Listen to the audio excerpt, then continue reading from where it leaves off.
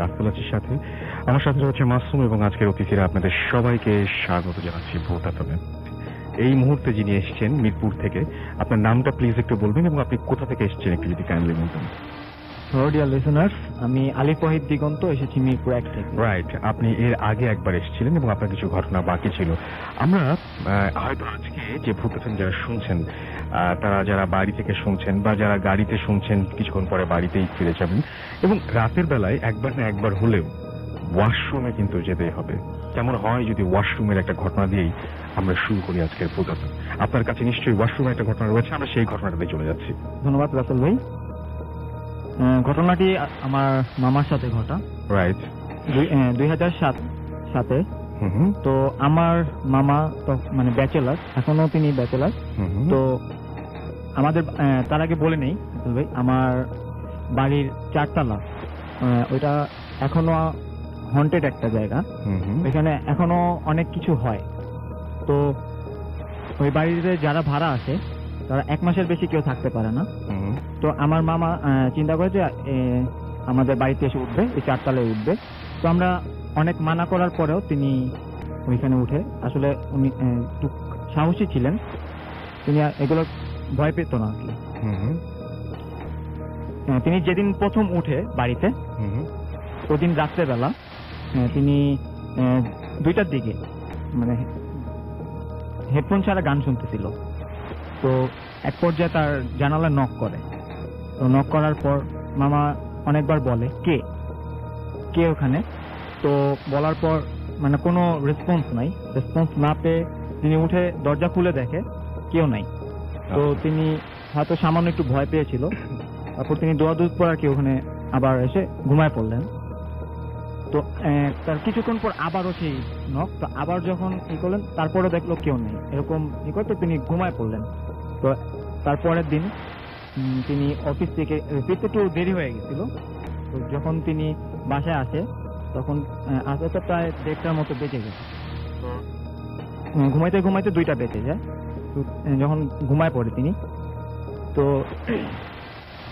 3:20-এর দিকে মামার ঘুম ভেঙে যায়। তো ঘুম ভেঙে যাওয়ার পর তিনি ওয়াশরুমে যাবে। তো ওয়াশরুমের দিকে যখন যায়, তো বাইরে থেকে একটা সাউন্ড শুনতে পাচ্ছে, মানে হাড় চাবাইলে যেরকম একটা সাউন্ড। রাইট। তো যখন তিনি টয়লেট গেলেন, আর বলি রাসেল ভাই, 3টা রুম পরে মানে আমাদের বাড়ির টয়লেট 4 তলায়। পরে যখন তিনি লাইট অন করার পর তিনি যা দেখেন, তা দেখার জন্য প্রস্তুত ছিলেন না। তিনি দেখেন যে 4জন লোক সাদা কাপড় পরা এবং যেখানে গোসল করানো হয় ওইখানে একটা লাশ মানে ছিঁড়ে ছিঁড়ে কামড়ায় খাচ্ছে। তো এটা দেখার পরে যখন লাইট জ্বালানোর পরে তখন ওই যারা ওই এগুলো খাচ্ছিল ওদের হয়তো খুব মানে ডিস্টার্ব ফিল হয়। তারপরে খুব মানে রাগান্বিত চোখে মামার দিকে তাকায়। তারপর তিনি ওইখানে সেন্সলেস হয়ে পড়ে যায়। তো পরের দিন সকালবেলা আমাদের কাজের বুয়া এখানে যে দেখে মামা সেন্সলেস অবস্থা পড়ে আছে। তারপরে মামাকে সবাই নিয়ে ঘরে যায়। ঘরে যাওয়ার পর একটা হুজুর ডাকে, আমার বড় মামা যিনি ছিলেন তিনি আমাদের মসজিদ থেকে একটা হুজুর ডাকে। হুজুর ডাকার পর যখন তার মানে সেন্স আসে, তো তারপরে মানে তিনি একটু অস্বাভাবিক আচরণ করতেছে। মানে দেখার পরে তিনি কাঁথা মুড়ি দিয়ে কাঁথার নিচে মানে গঙ্গাই দিচ্ছে। তো এটা করার পরে আবার ভালো মতো হুজুর পানি পড়া দিল, ঝাললো। তার কিছুদিন পরে আর মামা সুস্থ হয়ে গেল। আচ্ছা, এই ছিল আপনার ঘটনা। তো আমি একটা কথাই বলবো যে আপনি বাথরুমে গিয়ে আপনার বাসার যে ওয়াশরুম, সেই ওয়াশরুমে আপনার অনেক পরিচিত ওয়াশরুম, সেই ওয়াশরুমে যদি দেখেন যেরকম কিছু মানে অচেনা লোক এবং একটা লাশ সেখানে শুয়ে আছে, না হলো যে সেই লাশটা ছেড়ে ছেড়ে খাচ্ছে, কিন্তু এইরকম একটা দৃশ্য যদি দেখেন বা শুধুমাত্র একটা লাশই যদি দেখেন আপনার বাথরুমটা, কেমন লাগবে? লাইট জ্বালালেন এবং সামনে দেখলেন অনেক ভয় লাগার কথা এবং আমি ভাবতেও অনেক বেশি ভয় লাগছে এবং আশা করছি যে ঠিক একই রকম ভয় আপনাদেরও লাগছে। এনিওয়েজ, আমরা চলে যাব আমাদের পরবর্তী ঘটনায়। এই ঘটনাটি আমাদের লিখেছেন আমাদের এই একজন লিসনার, যিনি আজকে এখানে উপস্থিত হতে পারেননি। আমি তার ঘটনাটি তার মতো করে পড়ে শোনাচ্ছি। তিনি লিখছেন, হ্যালো রাসেল ভাই, আমি লিমন চিটাগাংয়ে থাকি। এই ঘটনাটি ঘটেছে 1 বছরের বেশি সময় আগে, 2013-তে। তখন আমরা বগুড়া ছিলাম। আমি ছোট থেকে বড় হয়েছি ক্যান্টনমেন্টে, বাট ওইবার আব্বু একটা মিশনে বিদেশে চলে যাওয়ায় আমাদের ক্যান্টনমেন্টের বাইরে বাসা নিয়ে থাকতে হয়েছিল। একদিন রাত প্রায় 1টা বাজে। আম্মু ব্লাড প্রেশার বেড়ে যায় এবং আমার আম্মু হাই ব্লাড প্রেশার ছিল। দেন আমি আম্মুকে নিয়ে ওই রাতেই 1:30টার দিকে, তখন 1:30টার মতো বাজে, এরকম একটা সময় আমাদের ক্যান্টনমেন্টের একটা হসপিটালে যাই এবং ডক্টর আসেন। আম্মুকে অ্যাডমিট করে আম্মুর বিপি কমে গেলে আম্মুকে রেখে আমরা বাসায় চলে আসি, অর্থাৎ নর্মাল হয়ে গেলে, মোটামুটি নর্মাল হয়ে গেলে বাসায় চলে আসতে হবে। রাত প্রায় 3টা বা তার বেশি হবে। হসপিটাল থেকে আমি বের হলাম। ক্যান্টনমেন্ট থেকে বের হয়ে হাই রোডটা ক্রস করে আমাদের বাসায় যেতে হলে অনেকটা লম্বা একটা সরু রাস্তা দিয়ে যেতে হয়। ওই সরু রাস্তাটার কাছে যেয়ে পকেট থেকে মোবাইলটা বের করে ফ্ল্যাশ লাইট ধরে দেন যাবো ভাবছিলাম, বাট পকেটে হাত দিতেই দেখি মোবাইলটা নেই। সেটা আমি আম্মুকে দিয়ে এসেছি।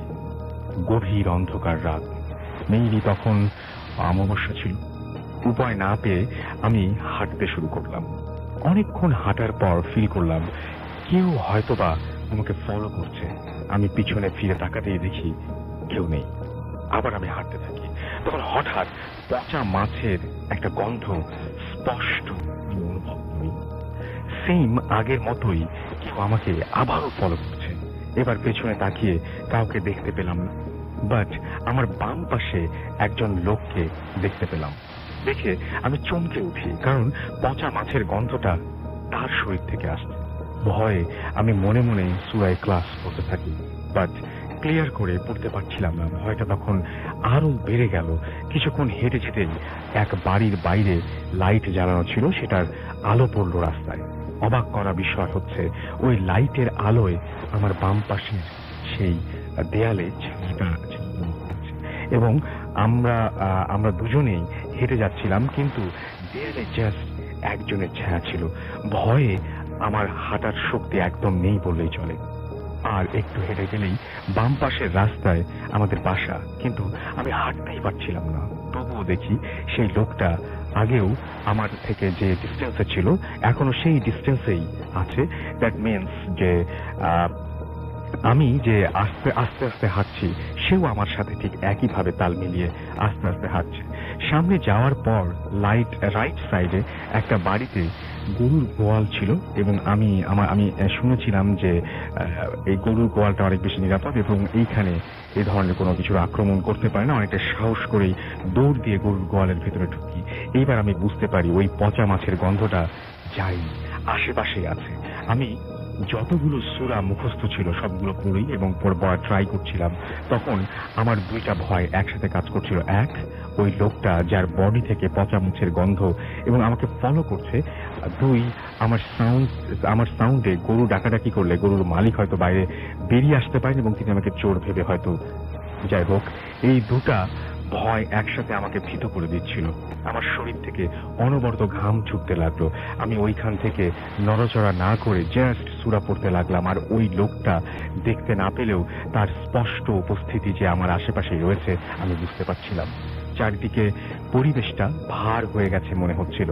এভাবেই অনেকক্ষণ পার করার পর আজানের শব্দ পেলাম এবং আজানের শব্দে আমার সাথে সাথেই ওই পচা মাছের গন্ধটা বা ভারী পরিবেশটা কিছুই আর থাকলো না। দেন আমি ওইখান থেকে বের হয়ে আমার বাসায় এসে তালা খুলে ভেতরে ঢুকলাম। অ্যান্ড তারপর আমার আর কিছুই মনে নেই। বাসায় আপু ছিল, কিন্তু ঘুমিয়েছিল।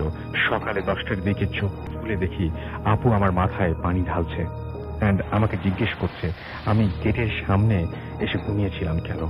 আমি বলেছিলাম মাথাটা ঘুরে উঠেছিল, তাই এখান থেকে আর যেতে পারিনি। ওই দিন আমার খুব জ্বর হয়েছিল এবং এই ঘটনা আমি কাউকেই বলিনি কিছুক্ষণ, কেননা আম্মু যদি আবার কোনোদিন রাতে এরকম ভাবে কোনো অসুস্থ হয়ে যায়, তাহলে হয়তো এই ঘটনা জানার পরে তিনি হসপিটালে যেতে চাইবেন না। আমাকে লিখেছেন এই ঘটনাটি চিটাগং থেকে। আমি একবার বলেছি, তারপর আরেকবার বলছি।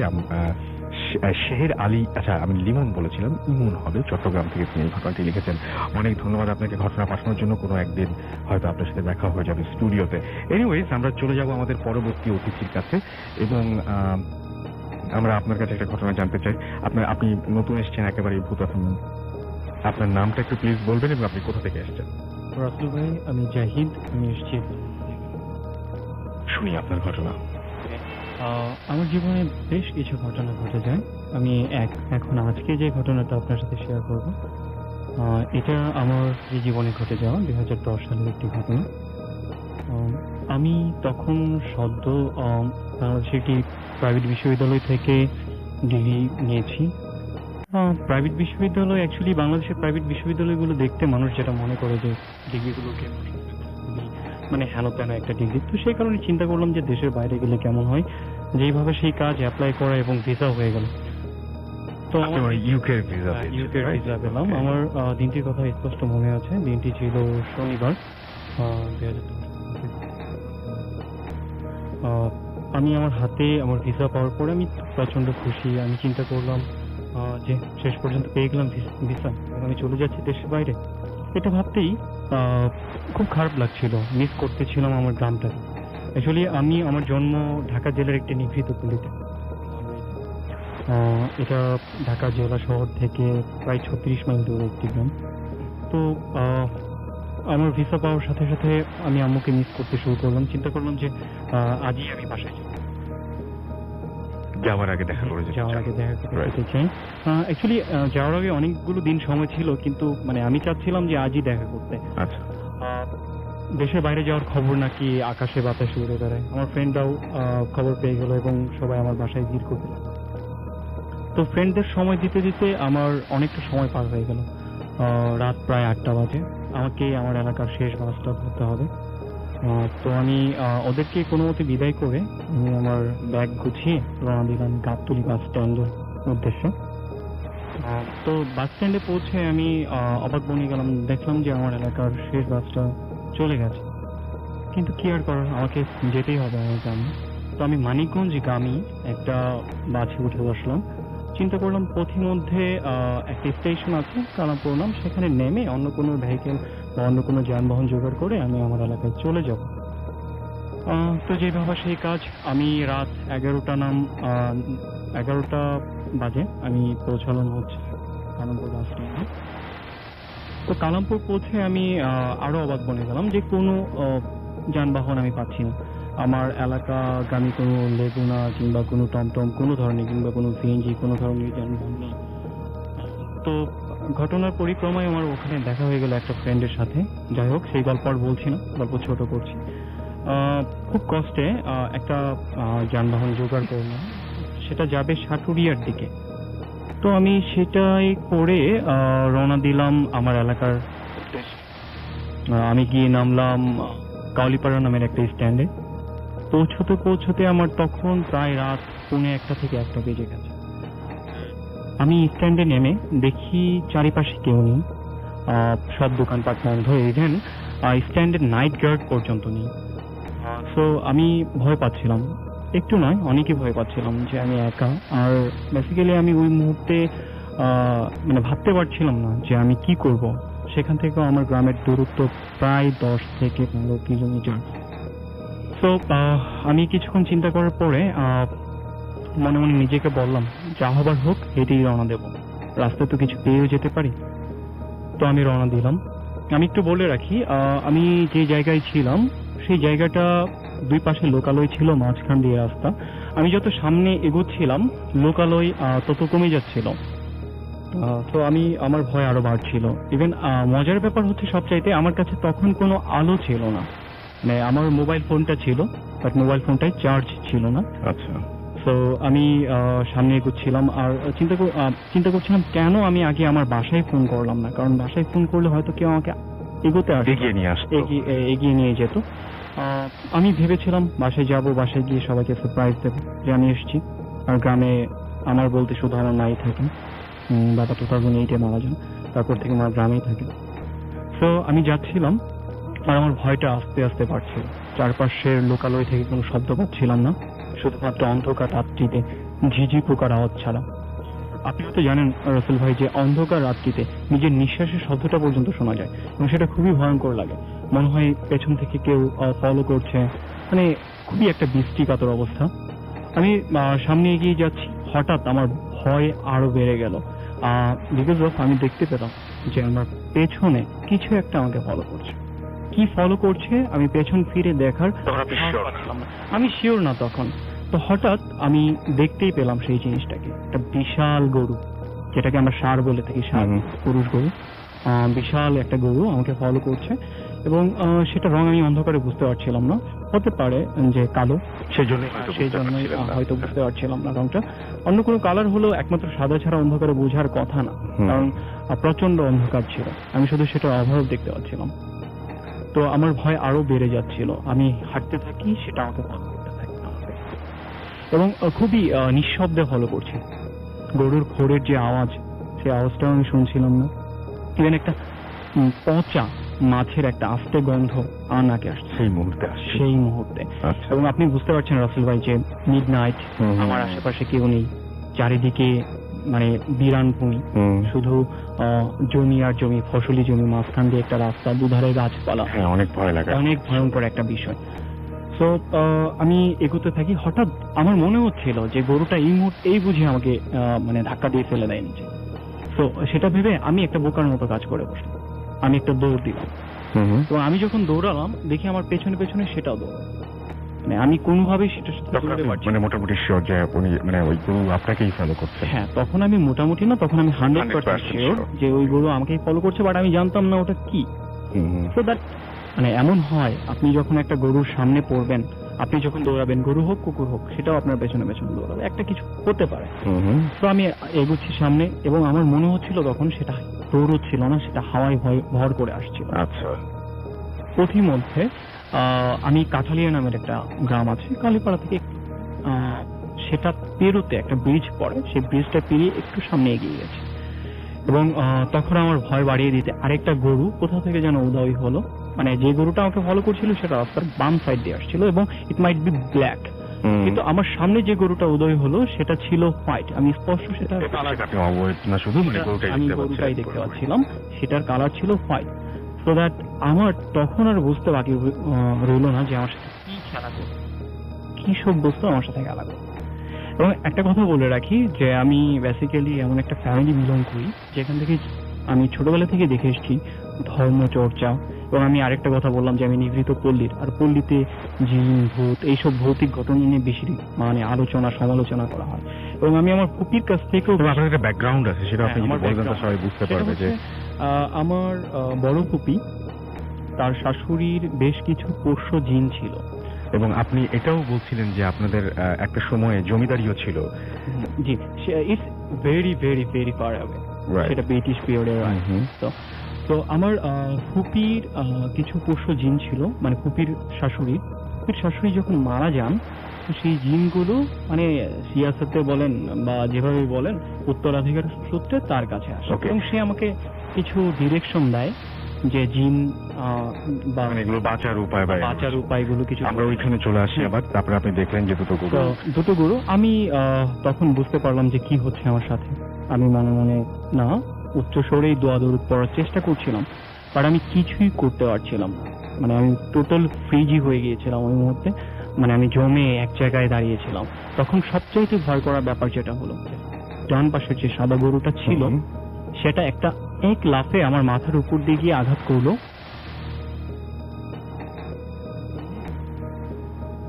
আমি শুধু দেখতে পেলাম একটা আলুর ঝড়, কিছুই নেই। আমি আরো বেশি ভয় পেয়ে গেলাম এবং আমি প্রচন্ড জোরে দৌড়ানো শুরু করলাম। কিছু দূর আগানোর পর আমি দেখছিলাম যে পাশে রাস্তার দুধারে লেকের মতো আছে, সেখানে অনেক পানি, মানে বিল এরিয়ার মতো। সেখানে একটা মানে বয়স্ক লোক, মুরব্বী টাইপের লোক, এই 55-60 বছর হবে, সে মাছ ধরছিল। সে আমাকে দেখে দৌড়াতে দেখে এগিয়ে এলো এবং এসে আমাকে লোকাল ভাষায় বলছে যে বাজানো কি হয়েছে। আমি তাকে সমস্ত ঘটনা খুলে বললাম যে এই হয়েছে আমার হুম। সাথে।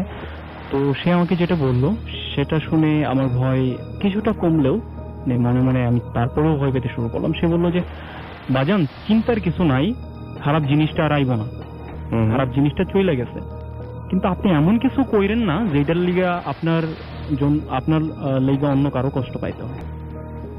তো আমি তার কিছুই বুঝতে পারলাম না, তারপরেও মাথা ফেলালাম যে আমি হ্যাঁ তার কথা বুঝেছি। সে বললো যে বাজান আপনি কই যাইবেন, আমি আমার গ্রামের নাম বলতেই সে বললো যে আমি আপনার গ্রামের আগের গ্রামে থাকি। আমি লিসেনার্স আমি আমার গ্রামের নামটা বলছি না কিংবা আগের গ্রামের নামটাও বলছি না, সরি ফর দ্যাট। তো সে বললো যে আমি আপনার গ্রামের এগিয়ে দিয়ে আমি আসার জন্য আর কি। এগিয়ে দিয়ে আসি। ফাইন, আমি প্রচন্ড সাহস ফিরে পেলাম, আমি তার সাথে চলতে শুরু করলাম। এবং সবচেয়ে ইন্টারেস্টিং ব্যাপার, আমি যখন তার সাথে চলছিলাম আমার মনে হচ্ছিল না যে আমি হাঁটছি, আমরা হাঁটছি, মনে হচ্ছিল যে আমরা স্টিল দাঁড়িয়ে আছি এক জায়গায়, রাস্তা আমাদের রেখে হেঁটে যাচ্ছে গাড়িতে চললে যেটা হয় আমাদের সাথে। সো দ্যাট যতটুকু সময় আশা করেছিলাম তার অর্ধেক সময়ে আমরা আমাদের ডেস্টিনেশনে পৌঁছে গেলাম। ওকে। তো রাস্তায় একটা দোকান ছিল, তো সেই দোকানটা আমার পরিচিত ছিল। আমি দোকানিকে ডেকে কিছু সিগারেট নিলাম। আমি সেই লোকটাকে সিগারেট অফার করতেই সে আমাকে বলল যে বাজান ধরায়েন না, আমার প্রবলেম আছে, তো আমার সমস্যা আছে। আমি বললাম ওকে ফাইন, মুরব্বী মানুষ, সমস্যা থাকতেই পারে।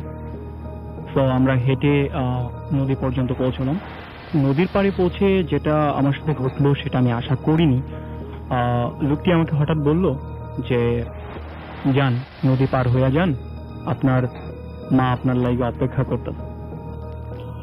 আমি অবাক হয়ে বললাম সে কি করে জানে? হাউ ডু ইউ নো, মানে কিভাবে সে কি করে জানবে যে আমার ফ্যামিলির কেউ অপেক্ষা করছে? কারণ আমি কখনোই আমার ফ্যামিলিকে ফোন করে বলিনি যে আমি আজকে আসছি, জানার কথাই না। তো আমি তাকে কোনো প্রশ্ন করলাম না, কারণ আমার মনে এমনিতেই ভয় ছিল প্রচন্ড। সে বলল যে আপনার ফ্যামিলির লোক আপনার জন্য অপেক্ষা করছে, আর এমন কিছু করবেন না এরপরে যে আপনার জন্য অন্য কাউকে কষ্ট পেতে হয়। আজ আপনার জন্য আমার ছেলেটাকে অনেক কষ্ট পেতে হলো। আমি কিছু না বলেই তাকে ধন্যবাদ জানিয়ে রওনা দিলাম, এবং সে বলল যে খবরদার পেছন ফিরে তাকাবেন না। নদীটা শুকনো ছিল এবং ধুধু বালুচর ছিল। আমি মাঝ নদীতে এসে আমি তার দিকে ফিরে তাকাই এবং আমি একটা আওয়াজ শুনতে পাই যে এত কৌতূহল কেন, এরকম টাইপের কিছু একটা হ্যাঁ, এরকম টাইপের কিছু একটা বলেছে। আমি তাকে দেখি যে সাদা গরুটা আমার মাথার উপর দিয়ে লাফ দিয়ে কালো গরুটাকে আঘাত করেছিল, সেই সাদা গরুটা ওখানে দাঁড়িয়ে আছে এবং নিমিষের ভেতর সেটা উধাও হয়ে গেল। এবং সবচেয়ে ইন্টারেস্টিং ঘটনা যেটা ঘটে, আমি নদী পার হয়ে দেখি আমার আম্মু সত্যি দাঁড়িয়ে আছে। সত্যি দাঁড়িয়ে আছে এবং সাথে কিছু ছেলেপুলে নিয়ে দাঁড়িয়ে আছে, আমার ফ্রেন্ড নিয়ে দাঁড়িয়ে আছে। আমি অবাক, আমি বললাম আম্মু তুমি এখানে কেন? তো আম্মু যে ঘটনা বললো সেটাও একটা অ্যাকচুয়ালি মানে আশা করার মতো নয়, যে রংপুর এরিয়া থেকে আমাদের এলাকায় কিছু কাজের মানুষ এসছে, কাজ করবে। তার ভেতর থেকে একজন 55-60 বছর বয়সী, আমাকে যে লোকটা আগিয়ে দিল তার মতো, সে আমাদের বাসায় কাজে আছে। সে আমাদের বাসায় আমাদের বারান্দায় কাজ করে শুয়ে আছে। তো আম্মুকে হঠাৎ সে পিড়াপিড়ি শুরু করেছে যে মাঝি আপনি যান, আপনার ছেলেটা আসছে। উনি কিভাবে জানলেন? মানে খুব অদ্ভুত ব্যাপার সে কিন্তু না? কিভাবে জানলে হ্যাঁ। কিভাবে বলবো, যে মানে আমার কাছে এটা অদ্ভুত রাইট।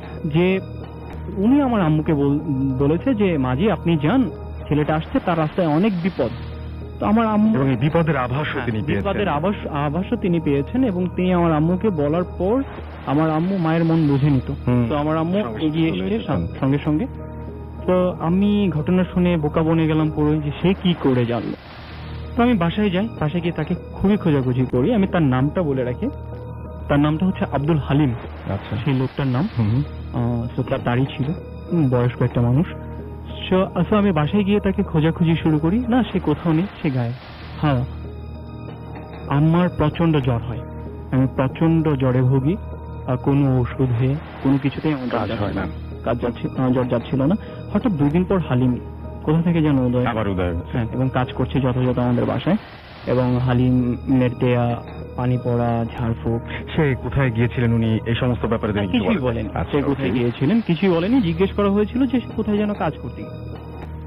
সে কিন্তু বাধা কামলা নয়, মানে কামলা মানে যখন দরকার হয় তখন সবাই ডেকে নেন।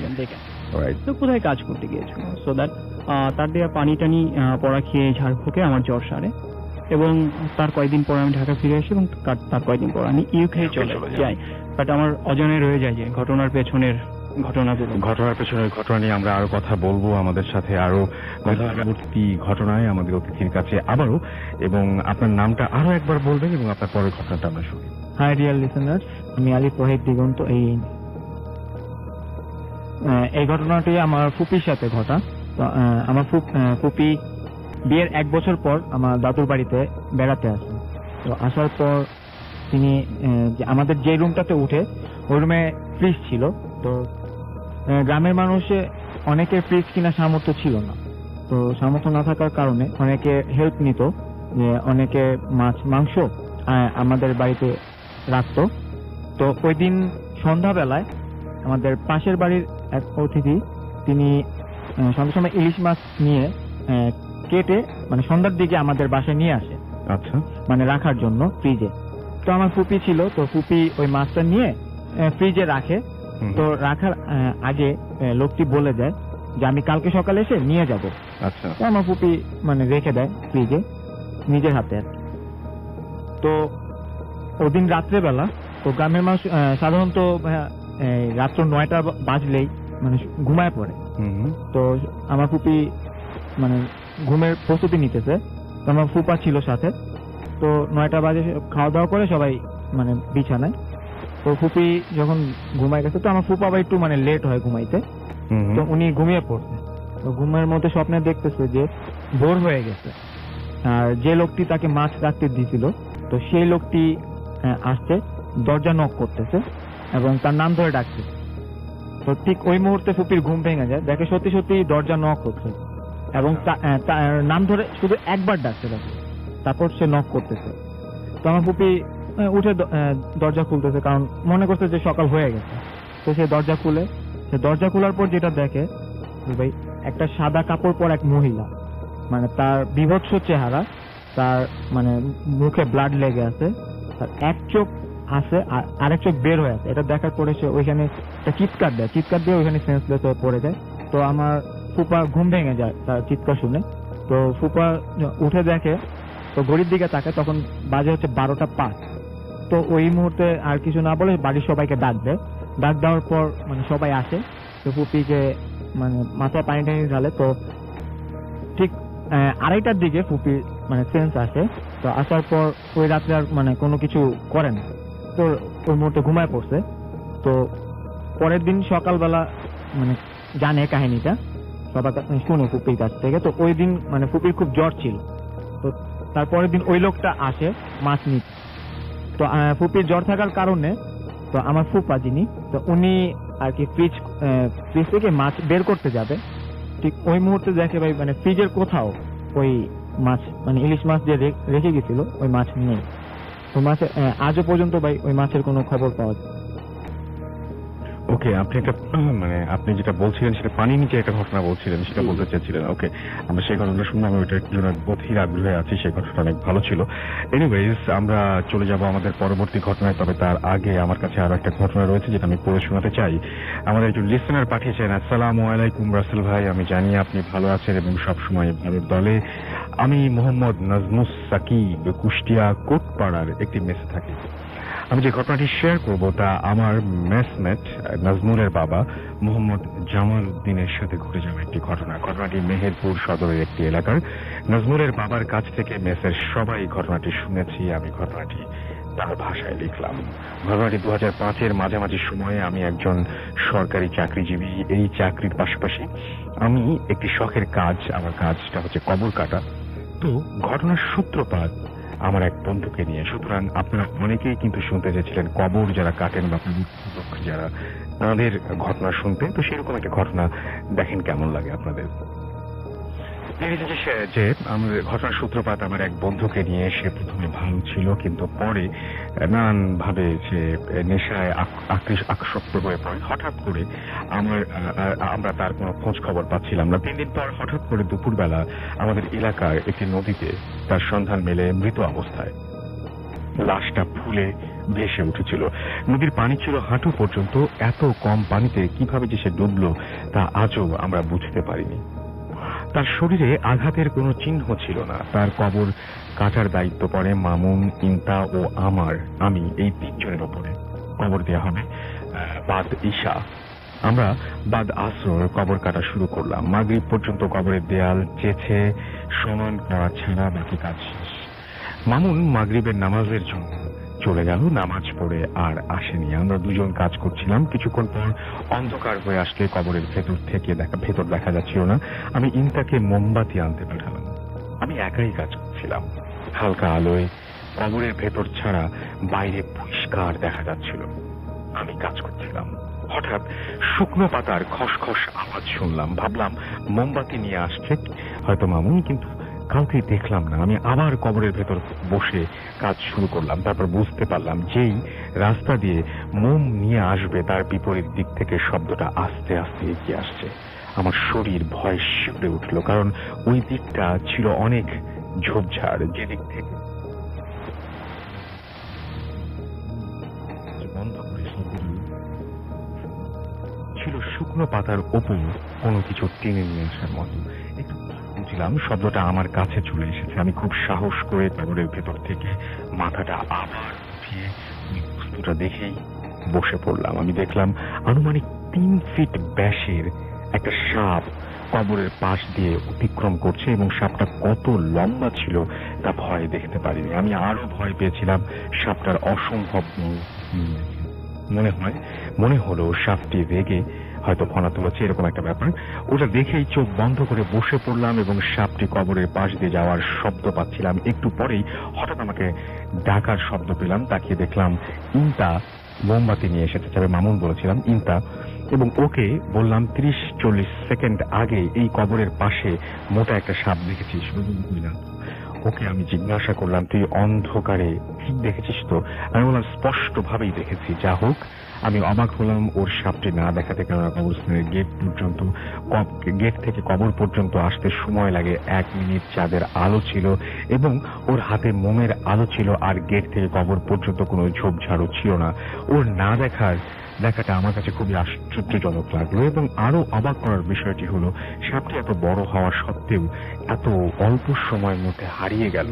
কারণটা ওখান থেকে সাপটির লুকানোর জন্য কোনো গর্ত, ঝোপঝাড় বা কোনো কিছুই বা কোনো রাস্তাও ছিল না। ঠিক একই সাথে দুটো ঘটনা ঘটেছিল, কিন্তু যে মুহূর্তে খসখস শব্দ সেই মুহূর্তেই বন্ধুর ডাক দেয়া, এবং ওই মুহূর্তে সাপটা কোথায় গেল বুঝতে পারছিলেন না তিনি। শেষে তিনি বললেন যে এটাই হয়তো সেই ব্যাপার যে হচ্ছে অনেকেই অনেক কিছু হয়তো এরকম আলামত আগে থেকে টের পাওয়া যায়, সেরকমই কোনো আলামত হবে। এবং তিনি পরে সবাইকে নামাজ পড়ার জন্য অনুরোধ করেছেন এবং তিনি শেষ করেছেন ঘটনাটা এইভাবেই, এবং লিখেছেন আমি সাকিব নাজমুল শরীফ শিশির ভূত এফএমের অনেক এপিসোড মিস করি না, এই প্রথম ঘটনা পাঠালাম, প্লিজ পড়বেন। আমি ঘটনাটা পড়ে ফেললাম। থ্যাংক ইউ সো মাচ আমাদের ঘটনা পাঠানোর জন্য। আমাদের আরো একটা বিরতিতে যেতে হবে, এবং বিরতির পর আমাদের কাছে খুব ভালো একটা অডিও ক্লিপ রয়েছে, রাইট? সুতরাং সেই অডিও ক্লিপটি আমাদের পাঠিয়েছেন লিসনার। এটা কি ইন্ডিয়া থেকে এসেছে প্রথম, অর্থাৎ ইন্ডিয়া থেকে আমাদের একটা অডিও ক্লিপ এসছে, সেটা আমরা কিছুক্ষণের মধ্যে প্লে করব। সুতরাং কোথাও যাবেন না, আমাদের সঙ্গেই থাকবেন। স্টে টিউন টু রেডিও ফুর্তি এন্ড ডোন্ট স্টপ দ্য ফুর্তি।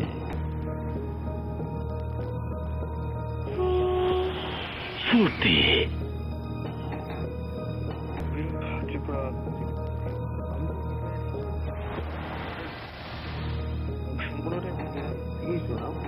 তো ওদের বাড়ি ছিল কুমিল্লা ডিস্ট্রিক্টে।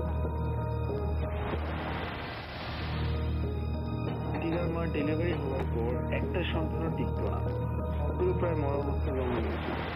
এটা নিয়ে তাদের বাড়িতে প্রচন্ড অশান্তি ছিল। যেদিন প্রথম বাচ্চা মারা যায়, মিনস আমি তো যে প্রথম বাচ্চা যেদিন ডেলিভারি হওয়ার টাইম ছিল, সেদিন দুপুরে আমার দিদার বাবা উনি ওয়াশরুম যায়। তো আপনারা সবাই জানেন যে তখনকার টাইমে ওয়াশরুম গুলো খুব দূরে থাকতো, আর অলমোস্ট প্রত্যেকটাই প্রায় বেড়ার তৈরি হতো। তো উনি বেড়ার ফাঁক দিয়ে দেখতে পেলেন একটা লোক ঠিক বলা ভুল হবে, একটি বিশাল আকার একটি লোক, তার বিশাল শরীর, তার কালো লোমে ঢাকা, চোখগুলো প্রায় ঠিকরে বেরিয়ে আসছে। আর সে যে ঘরটার মধ্যে আমার দিদার মাকে রাখা ছিল সে ঘরটা দিকে তাকাচ্ছে, পুরো দৃষ্টিতে তাকিয়ে আছে। তো এটা দেখে দিদার বাবা কিছু করলেন না, উনি বাইরে চলে আসলেন। আর এই কথাটা কারোর সাথে ডিসকাসও করলেন না, জাস্ট এই কথাটা ভুলে গেলেন। তো সম্ভবত রাত হলো, রাতে ডেলিভারি হওয়ার টাইম যখন লেবার পেইন শুরু হলো তখন প্রায় 1টা বাজে। তখন আমার দিদার মা উনি জানলা দিয়ে বাইরে দেখলেন যে একটি মহিলা চুল ছাড়া বিভৎস তার চেহারা, হাতে ওই মহিলার যে বাইরে বসছিল ওই মহিলাটার হাতে একটা মানুষের বাচ্চা, আর ওই মহিলাটা ওই মানুষের বাচ্চাটা মাথাটা চিবিয়ে চিবিয়ে খাচ্ছে। তো আমার বলতেও প্রায় আমার নিজের শরীরে প্রায় লোম খাড়া হয়ে গেছে, এরকম জিনিস উনি দেখলেন। আর তখনই ওই যে মহিলাটা বাচ্চাটা চিবিয়ে খাচ্ছিল সে চিৎকার করে ওনার দিকে হাসছে, আর বিচ্ছিরি ভাবে চিৎকার করে হাসছে আর বলছে যে তোর বাচ্চাটাই খাচ্ছি, ওটা আর বাঁচবে না। উনি তখন চিৎকার দিয়ে সেন্সলেস হয়ে যান। সেন্স আসার পর ঠিক টাইম মতো ডেলিভারি হয় সেই রাতেই, বাট সত্যি কিন্তু সে বাচ্চাটা মারা যায়। উনি মরা বাচ্চা জন্ম দেন, আর ওই বাচ্চার গলায় হাতের দাগ স্পষ্ট পরিমাণে থাকে। জানি না আপনারা বিশ্বাস করবেন কিনা, বাট এটা সবাই যারা যারা ছিল ওরা সবাই দেখেছে যে বাচ্চাটা গলার মধ্যে নাকি গলা টিপে ফেললে যেরকম একটা দাগ বসে সেরকম একটা দাগ বসা ছিল। তো প্রায় প্রত্যেকবারই যখন ডেলিভারি হয় তখনই আমার দিদার মা একই মহিলাটাকে দেখতে পান, আর প্রায় একই ভাবে সেই মহিলাটা বিচ্ছিরি ভাবে হাসে আর বিচ্ছিরি ভাবে বলে যে তোর বাচ্চা বাঁচবে না, তোর বাচ্চাটাকে আমি মেরে দেবো। আর প্রত্যেকবারই মরা বাচ্চা জন্ম হয়। যখন 7বার ডেলিভারি হয়, মানে যখন ডেলিভারি হওয়ার টাইম, তো সেই সময়কার একটা কথা বলছি।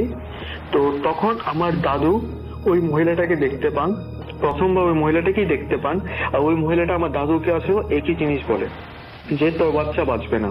তখন তিনি একজন ওঝার কাছে যান। ওঝা বাড়িতে আসে, বাড়িতে এসেই বুঝতে পারে যে something is wrong over there, আর সে কারণটাতেই বাচ্চাটা থাকছে না। তো অ্যাকচুয়ালি কি হয়েছে যে ঘরটাতে উনি থাকতেন, তো সে ঘরটার মধ্যে এই ঘরটি পজেস ছিল, আর এই ঘরটির মধ্যে একটি পেতনি থাকতো। তো গ্রাম অঞ্চলে যারা আপনারা শুনছেন, ওরা হয়তোবা যারা গ্রাম অঞ্চলে থাকেন তারা পেতনি বুঝতে পারবেন যে পেতনি কাকে বলে। শহরের অনেকে হয়তোবা বোঝে না, ঢাকা ডিস্ট্রিক্ট বলুন বা শহরের বড় বড় জায়গায় কলকাতা সাইডের জায়গাতে হয়তোবা তারা পেতনি বোঝে না, বাট গ্রাম অঞ্চল থেকে যারা শুনছেন তারা হয়তোবা বুঝতে পারবেন যে এ বাড়িতে একটি পেতনি আছে। উনি আমার দিদার মাকে পজেস করে আছেন, যে ওনার মিনস দিদার মার ক্ষতি করতে চান, আর কোনো একটা কারণে ক্ষতি করতে পারছেন না, আর যে কারণে বাচ্চাটি একটা বাচ্চাও বাঁচে না, সবগুলো বাচ্চাও মরা হয়। তো যখন 7 টাইম ডেলিভারি হয় তখন আমার দিদার জন্ম হয়। ঠিক আছে, তখন দিদার জন্ম হয়, বাট প্রবলেমটা কি ছিল জানেন? সেদিন আমার দিদার মা উনি রাত্রেবেলা একইভাবে মহিলাটাকে দেখলেন, আর মহিলা কিন্তু সেদিন একটু অন্যরকম ছিল। মহিলাটা তার দিকে বিচ্ছিরিভাবে হাসছিল, চিৎকার করছিল, সবকিছু করছিল, কাঁদছিল, সবকিছু করছিল এক্স্যাক্টলি অ্যাজ বিফোর, বাট ওদিন হাতের মধ্যে কোনো বাচ্চা ছিল না। তো সেটা দেখে আমার দিদার মা উনি আশ্বস্ত হলেন, শি ফেল্ট শিওর যে এবার হয়তো আমার সন্তান বাঁচবে। ঠিক আছে, এবার সন্তান বাঁচবে। তো এইভাবে ডেলিভারি হলো, দিদার জন্ম হলো। বাট ঘটনাটা এই ছিল যে আমার দিদার মা ওই দিন ডেলিভারি হওয়ার টাইমে উনি মারা যান। দিদা বেঁচে ওঠে। তো তারপর সবকিছু হলো, দাহ হলো, শ্রাদ্ধ শান্তি কীর্তন সবকিছুই হলো। কিন্তু তারপর থেকে তাদের বাড়ির মধ্যে প্রচন্ড একটা অশান্তি, প্রচন্ড একটা বিচ্ছিরি একটা পরিবেশের সৃষ্টি হয়। আমার দিদাকে নিয়ে প্রচন্ড প্রবলেম শুরু হয়, উনি পজেসড আচরণ করা শুরু করেন। টোটালি বোঝা যায়, অনেকে দেখি বোঝা যায় যে না কিছুর দ্বারা উনি পজেসড আছেন। তো আমার দিদার বাবা যে উনি প্রচন্ড পরিমাণে টেন্সড হয়েছেন। ঠিক আছে, উনি ভয় পেতে শুরু করেন। সবসময় আমার দিদা একটা অদ্ভুত টাইপের একটা আচরণ করেন। হ্যাঁ, কিছু একটা দেখে হয়তো চিৎকার করে চেঁচিয়ে ওঠেন। সবাই যখন রুমে যায় তখন দেখে কেউ নেই। তো একদিন আমার দিদা রাত্রেবেলা ঘরে ঘুমিয়েছিলেন, আমার দিদার বাবা উনি বাইরে গেছেন। তো উনি যখন বাইরে থেকে ঘরের মধ্যে ফিরছেন তখন তিনি অদ্ভুত দেখেন যে জিনিসটা তিনি দেখেছিলেন আমার দিদার মারা যাওয়ার দিন, মিনস ডেলিভারির দিন, সেই মহিলাটাকে তিনি আবার দেখতে পান। বিশাল আকারে মহিলাটা, একটা পা আম গাছের ডালে দেওয়া আর একটা পা ওনার ঘরের ছাদে দেখা। সে জাস্ট ব্যান্ড হয়ে, বুঝতে পারছেন, ব্যান্ড হয়ে আমার দিদা যে ঘরটাতে আসে শুয়ে আছে সে ঘরটার দিকে দেখছে, বিচ্ছিরি ভাবে দেখছে। তো এটা দেখে দিদার বাবা প্রচন্ড পরিমাণে ভয় পেয়েছেন আর প্রচন্ড জোরে চিৎকার করে ওঠেন। যেটা শোনার পর ওই মহিলাটা যেটা দাঁড়িয়েছিল সেটা ওনার দিকে দেখে আর বিশাল বড় বড় চোখ করে দেখে আর বিচ্ছিরি ভাবে চিৎকার দিয়ে বলে যে তোর বউকেও মেরেছি, এবার তোর মেয়েকেও মারবো, তোদের সবাইকেই শেষ করে দেবো। এটা শুনে উনি দৌড়ে ঘরে যান, গিয়ে দরজা বন্ধ করে দেন।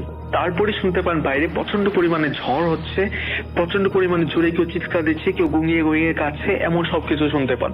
ইভেন কি উনি দরজাতে নক পর্যন্ত শুনতে পান, যে প্রচন্ড জোরে যদি কেউ দরজা ধাক্কা দেয়, প্রচন্ড জোরে যদি কেউ দরজা ধাক্কা দেয় তখন বোঝা যাবে যে এটা মানুষ নয়, এটা অন্য কিছু। ধাক্কা দিচ্ছে। এটা শোনার পর আমার মানে দিদার বাবা উনি প্রচন্ড পরিমাণে টেন্সড হয়ে যান, that he left Bangladesh and he went for India. So he settled over in Tripura. তো সেখানে যাওয়ার পরও আমার দিদার কিন্তু কোনো ইমপ্রুভমেন্ট হয়নি। উনি কিন্তু তখনও মিনস উনি গ্রাজুয়ালি এজের দিক থেকে বড় হচ্ছেন, ঠিক আছে, বাট উনি মেন্টালি একটু অন্যরকম বিহেভ করছেন, অ্যাজ লাইক পসেস চাইল্ড যেরকম বিহেভ করে, জাস্ট লাইক দ্যাট। তো তখন উনি কি হতো, উনি সবাইকে চেঁচিয়ে বলতেন যে উনি সবসময় ঘরের মধ্যে ঘরে কোণাটায়, ঠিক জাস্ট ঘরে কোণাটায় একটি মহিলাকে বসে থাকতে দেখেন, চুলগুলো ছাড়া থাকে, আলখালা টাইপের পরা, সাদা রঙের একটা। এটা যখন উনি মানে ওনার বাবাকে বলেন, তখন ওনার বাবা ঠিক সিমিলারিটি বের করেন যে এটা সেই মহিলাটাই এখানে, ঠিক আছে। তো উনি দেখতে পান, যখন সবাই দৌড়ে আসেন তখন কেউ দেখতে পায় না, শুধুমাত্র আমার দিদাই দেখতে পান যে ঘরের কোণার মধ্যে ওই মহিলাটা বসে আছে। ওনার আচরণ ঠিক আরো ডিটোরিয়েট করে, ওনার হেলথে প্রবলেম হয়, উনি দিনকে দিন শুকিয়ে যেতে থাকেন, এমন যেন কেউ ওনার ব্লাডটা সাক করে নিচ্ছে, ঠিক আছে। আমি জানি না আপনারা কতটুকু বুঝতে পারছেন, বাট এটা হাকিকত, এটা সত্যি কথা। তো একবার কি হলো যে আমার যে দিদার বাবা, ওনার এক বন্ধু ওনাকে সাজেস্ট করলো যে বিহারে একজন বিশাল বড় একজন অ্যাস্ট্রোলজার মানে ওঝা টাইপের একজন আছে, উনি যাতে ওনাকে ওখানে নিয়ে যায়, ঠিক আছে। তো ওখানে ওনাকে নিয়ে যাওয়া হয়, তার মধ্যে রাস্তাতে প্রচন্ড প্রবলেম হয়, বিশাল প্রবলেম হয়, যে প্রবলেম বাধা তৈরি করা হয়, প্রচন্ড পরিমাণে বাধা সৃষ্টি করা হয়। তারপর ওনাকে ওখানে নিয়ে যাওয়া হয়। ওখানে নিয়ে যাওয়ার পর প্রচন্ড পরিমাণে যখন পুজো শুরু হয়, তখন প্রচন্ড পরিমাণে যে পেতনিটা ছিল সে প্রচন্ড পরিমাণে আওয়াজ করে, প্রচন্ড পরিমাণে চিৎকার চেঁচামেচি করে, আমার দিদা পজেসড ভাবে আচরণ করে, সবকিছু ঠিক হয়। কিন্তু তারপরও পুজো হয়, সমস্ত কিছু হওয়ার পর আস্তে আস্তে আমার দিদা পজেসড আচরণ করা বন্ধ করে, আর তারপর থেকে উনি প্রায় একটা নর্মাল লাইফ লিড করা শুরু করেন। কিন্তু এখনো আমার দিদা একা ঘুমোতে পারেন না, এখনো উনি প্রচন্ড পরিমাণে ভয় পান। যখনই উনি একা ঘুমান তখনই উনি প্রচন্ড খারাপ স্বপ্ন দেখেন, আর স্বপ্নতে সেই মহিলাটাকেই দেখতে পান। রসেল ভাই, এটাই ছিল আমার ঘটনা। জানি না আপনারা বিশ্বাস করবেন কিনা, আমি যখন প্রথম শুনেছিলাম তখন আমার কাছেও স্ট্রেঞ্জ লেগেছিল, বাট এটা সত্যি ঘটনা। এটা আমি আমার দিদার এক মশাত্ত বোনের কাছ থেকেও শুনেছি। ওনারা সবাই একই ঘটনা বলেছেন আমায়, সো আই বিলিভ ইট। আমি জানি না আপনারা কতটুকু বিশ্বাস করবেন। এবং এই মুহূর্তে আমি চাচ্ছি আরো একটা ঘটনা আপনাদেরকে পড়ে শোনাতে। আমি তার আগে আপনাদের একটু প্রশ্ন করে নিই যে আপনাদের বাসায় কখনো এরকম কি হচ্ছে কোন জিনিস মিসিং এবং অনেক খোঁজাখুঁজি করে পেলেন না, অদ্ভুত কোনো একটা জায়গায় সেই জিনিসটা আবার পাওয়া গেল, হয় কোথায়, খেয়াল করেছেন কিনা জানি না। শুনুন এই ঘটনাটি।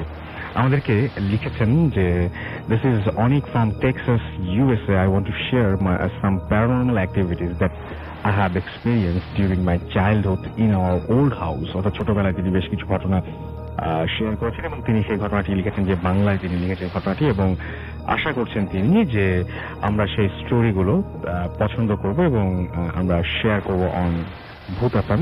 এবং আমি সেই ঘটনাটা পড়ে শোনাচ্ছি তার মতো করে। একদিন একটা বিয়ের অনুষ্ঠানে যাওয়ার সময় আমার আম্মু রেডি হচ্ছিল। যেই হাত ঘড়িটা আম্মু পড়ে যাবে সেটা আগেই বের করে রেখেছেন। আমি তখন ছোট ছিলাম, হাত ঘড়িটা দিয়ে খেলতে লাগলাম। হঠাৎ খেলতে খেলতে ঘড়িটা ওয়ার্ড্রপের উপরে আস্তে করে ছুঁড়ে মারলে ঘড়িটা ওয়ার্ড্রপের পেছনে গিয়ে পড়ে। তার পরের দিন ঘড়িটা খোঁজার জন্য লোকজন দিয়ে ওয়ার্ড্রপ সরানো হলো এবং সেটা সেখানে পাওয়া গেল না।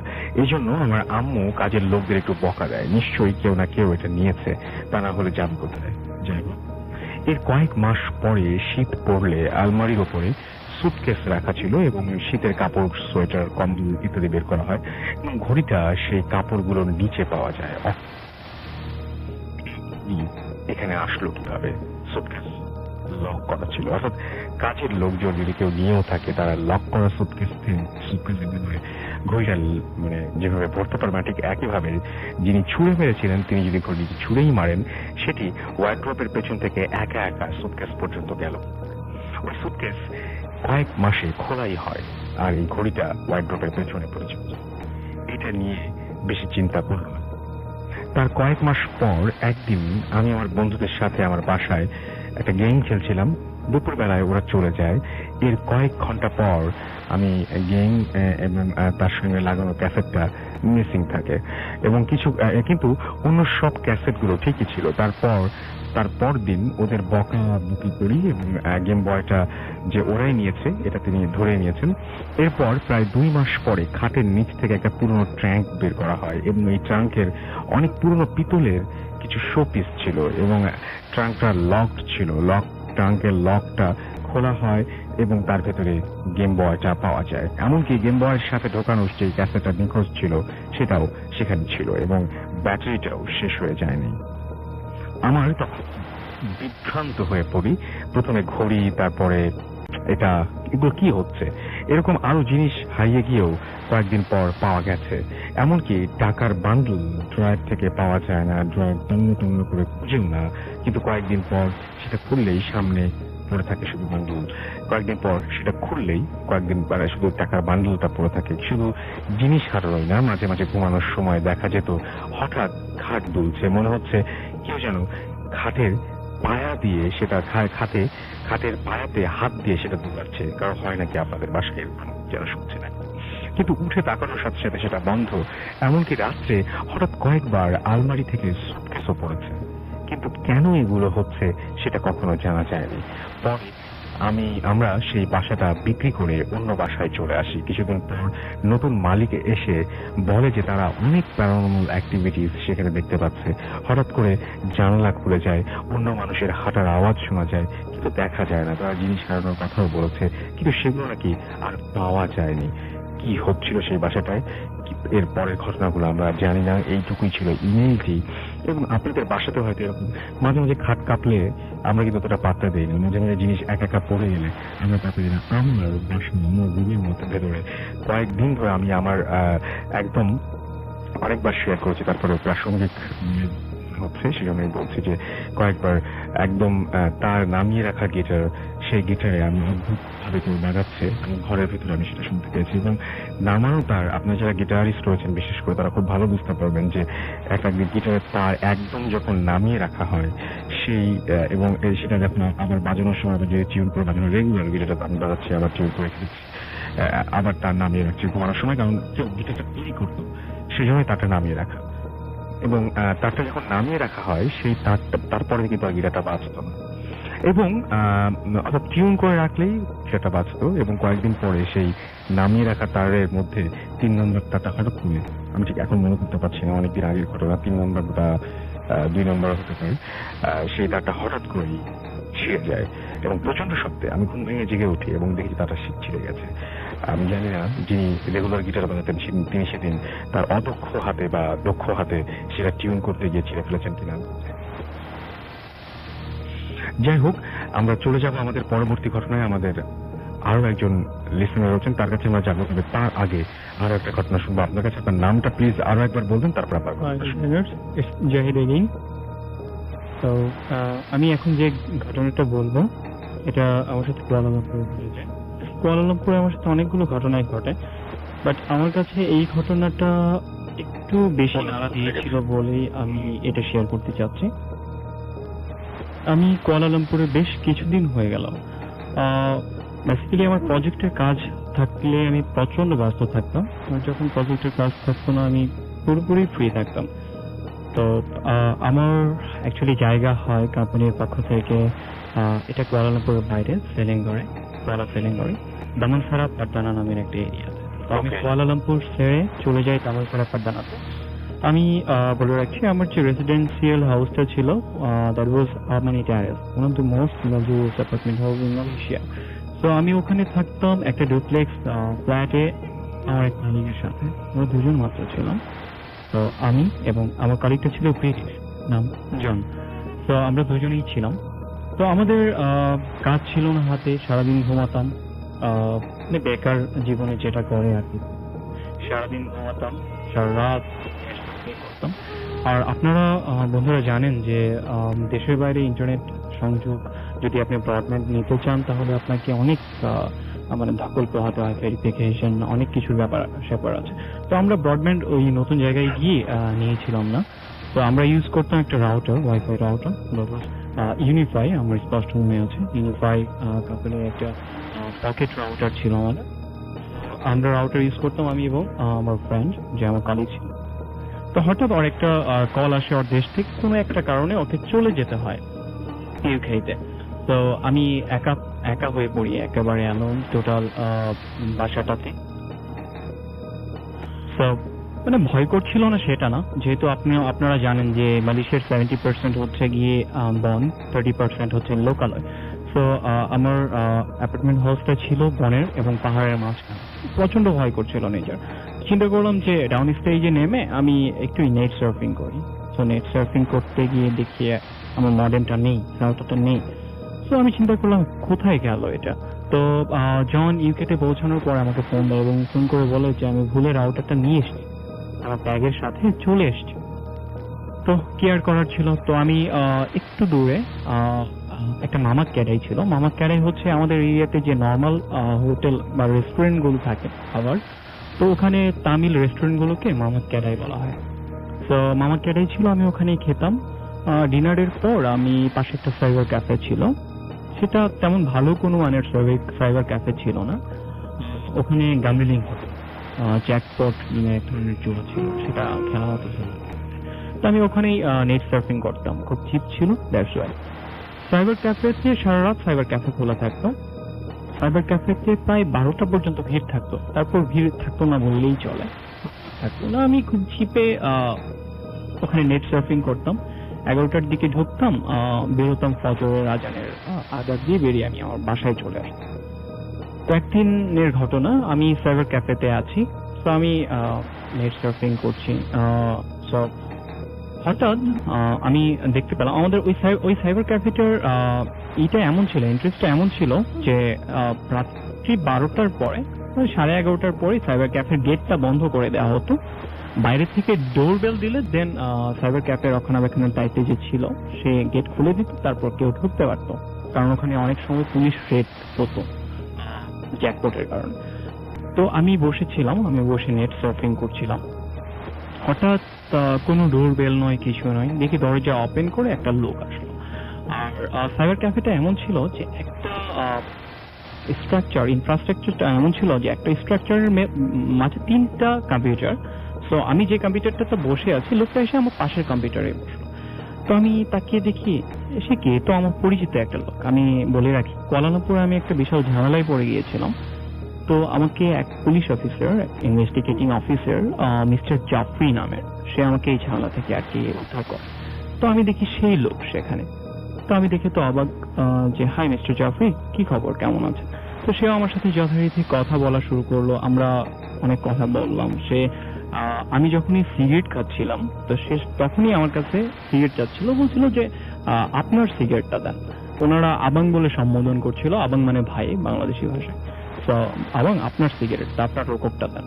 তো আমি ওনাকে বারবার, উনি আমার সিগারেট চাচ্ছিল, আমি সেটা না করে আমি ওনাকে বারবার নতুন সিগারেট দিচ্ছিলাম এবং লাইটারটার সাথে দিচ্ছিলাম। বাট আমি লক্ষ্য করছিলাম না সে সিগারেটটা ধরাচ্ছে কি ধরাচ্ছে না। তো আমি নেট সার্ফিং এ বিজি ছিলাম, উনিও। তো ফজরের আজানের আগ মুহূর্তে উনি বললো যে আমার কিছু কাজ আছে, আমি কাজটা সেরে তারপর কুয়ালালামপুর চলে যাব। বেসিক্যালি মিস্টার জাফরির বাসা ছিল দামনছড়া জানাতেই। তো আমি ওনাকে বিদায় দিলাম, মানে সদাহাস্যোজ্জ্বল মুখে বিদায় দিলাম। তো উনি চলে গেল ওখান থেকে। আমি অ্যাবনর্মাল বা প্যারানর্মাল কিছুই দেখতে পারলাম না সেখানে, যে এটা নর্মাল, আমার পরিচিত লোক দেখা হয়েছে, সে আমার সাথে কথা বলেছে, চলে গেছে। তো আমার তার পরের দিনই আমার কুয়ালালামপুর একটা ফ্রেন্ড ছিল, তো আমি ফ্রেন্ডের কাছে ফোন করে বললাম, এই জানিস ঘটনা হয়েছে কি? তো বলছে কি হয়েছে? আমি বললাম যে আমাদের সেই ইনভেস্টিগেটিং অফিসারের কথা মনে আছে, যে মিস্টার জাফরি? তো হ্যাঁ মনে আছে। আমি বললাম ওনার সাথে তো আমি গতকালকে রাত্রিতে অনেকক্ষণ আড্ডা মারলাম আমার ক্যাফেতে। তো তুই আমার সাথে ফাইজলামি করিস? আমি বললাম কেন? উনি তো 7 দিন আগে মারা গেছে।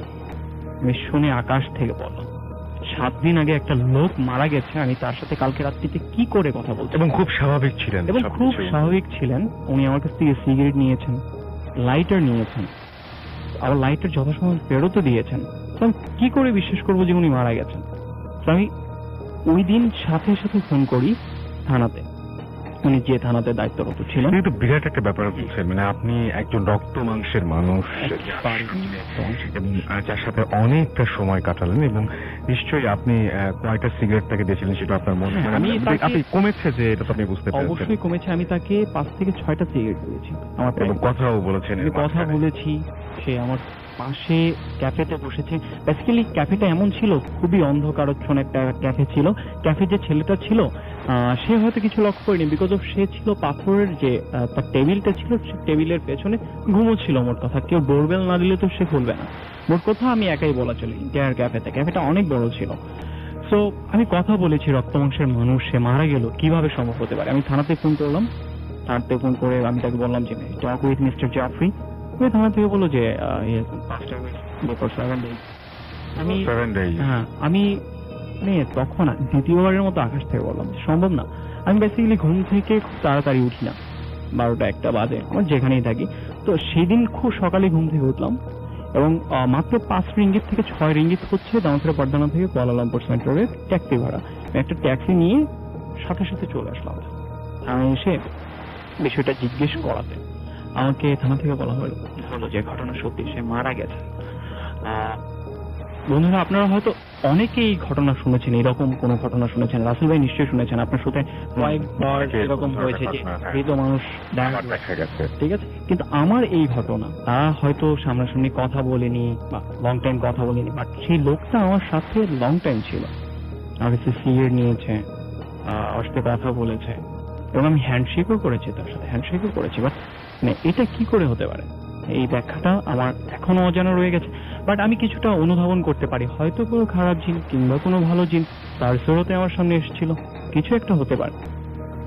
ধোঁয়াটা এখনো রয়ে গেছে। অনেক ধন্যবাদ আপনাকে। আপনার কাছে আমরা আবারও ফিরে আসবো, আমরা চলে যাব আরো একটা ঘটনায়। তবে তার আগে আমরা কিছু SMS পড়ে ফেলে। সানিয়া লিখেছেন, এই ফার্স্ট তিনি ভূত FM শুনছেন, এবং তিনি লিখেছেন যে এমনিতেই ঘুম অনেক নেন হয়, আজকে ভূত FM ভয়ে তিনি তার ঘুমিয়ে আসবে না। মমিন আমাদের SMS করেছেন, আকাশ সাগর আমাদের SMS করেছেন, সুজন সঙ্গে আছেন তাদের, মাইশা আমাদের SMS করেছেন, আকরাম হোসেন আমাদের SMS করেছেন, এবং তিনি বলেন যে আমি একটা ইমেল করলাম বাট আমাকে কল করা হয় নাই কেন।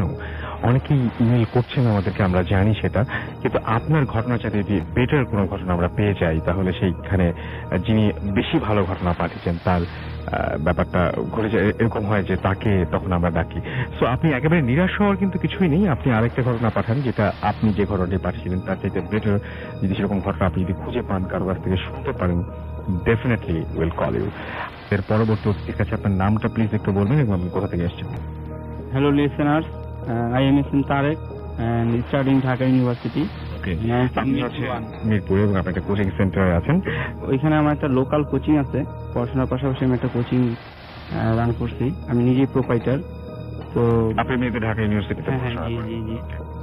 তো আমি মিরপুরেই থাকি বেসিক্যালি, হলে খুব কমই থাকা হয়। তো ঘটনাটি খুব বেশি দিন আগের নয়, আমি মূল ঘটনায় প্রবেশ করছি। তো আমাদের এলাকাতে যে আমার কোচিংটা আছে সেটা মোটামুটি ভালো রিনাউন একটা কোচিং এর নাম বলা যাচ্ছে না। তো আমার কোচিং এর সামনেই পরিবেশটা, এনভায়রনমেন্টটা আই ওয়ান্ট টু ডিসক্রাইব। একটা মাঠ আছে, ছোট একটা মাঠ, এবং সেই মাঠেরও বেশ কিছু উপকথা, লিজেন্ডারি স্টোরিজ রয়েছে যেটা আমরা পূর্বপুরুষদের কাছ থেকে শুনে এসেছি। এবং আমার কোচিং এর সামনে বড় বড় 4টি নারকেল গাছ রয়েছে, এবং কোচিং এর পিছনে একটি ড্রেন রয়েছে। কোচিং এর সামনে 2টি পরিত্যক্ত বারান্দা রয়েছে। কোচিং এ প্রবেশ করার জন্য 4 থেকে 5টি গেট রয়েছে, এবং মেন গেটে একটি, ভিতরের দরজাগুলো বরাবরই বন্ধ থাকে। কোচিং এর একটি রান্নাঘর রয়েছে, এবং রান্নাঘরের একটি জানালা ভাঙা আছে। তো ওই জানালা দিয়ে প্রায় সময় একটা কালো বিড়াল প্রবেশ করে। তো সেটাকে আমরা খুব বেশি যে গুরুত্ব দেইনি, এবং it was not too horrible for students. হ্যাঁ, তো যে ঘটনাটাই আমার সাথে ঘটেছে সেটা খুব বেশি দিন না, এবার যারা এইচএসসি পরীক্ষা দিচ্ছে এই ব্যাচটা মানে আমি পড়াই। তো সেদিন ডিসেম্বর মাসের একদম শেষের দিকে প্রচন্ড শীত ছিল। রাসেল ভাই, আপনি জানেন যে একটা শৈত্য প্রবাহের মতো হয়েছিল কিছুদিন আগে। তো আমি মানে আমাদের কোচিং এর যেই ম্যানেজার ইয়াসিন, সে মানে অসুস্থ থাকার কারণে আমি নিজেই আর কি কোচিংটা খোলার দায়িত্ব নেই। তো তার কাছ থেকে আগের দিনই আমি চাবিটা নিয়ে নিই এবং আমি কোচিংটা খুলি। তো প্রচন্ড শীত ছিল এবং আমার গায়েও খুব বেশি তেমন কিছু ছিল না, জাস্ট পাতলা চাদর ছিল। তো আমি কোচিং এর গেটটা খুলি। তো গেটটা খোলার পর আমি কোচিং এ প্রবেশ করি।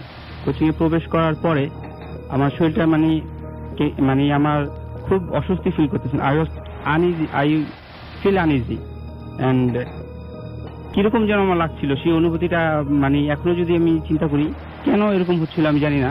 পুরো কোচিং এর ভিতরে একটা প্রচন্ড গরম ভাব, মনে হচ্ছে মাটির ভিতর থেকে গরমের দিনে যেরকম পাকার ভিতর থেকে দাবদাহ যেভাবে উঠে আসে, ঠিক ওইরকম আমার কাছে মনে হয়েছিল।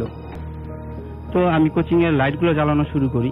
তো এক পর্যায়ে আমি অফিস রুমের লাইট অন করে পাশের রুমে যাই রাসেল ভাই। আসলে তো পাশের রুমে যাওয়ার পর আমার কাছে মনে হয় যে আমি আমার অফিস রুমে দেখেছি 1 কাপ গরম চা, ধোয়া উঠছে, এরকম আমার মনে হলো।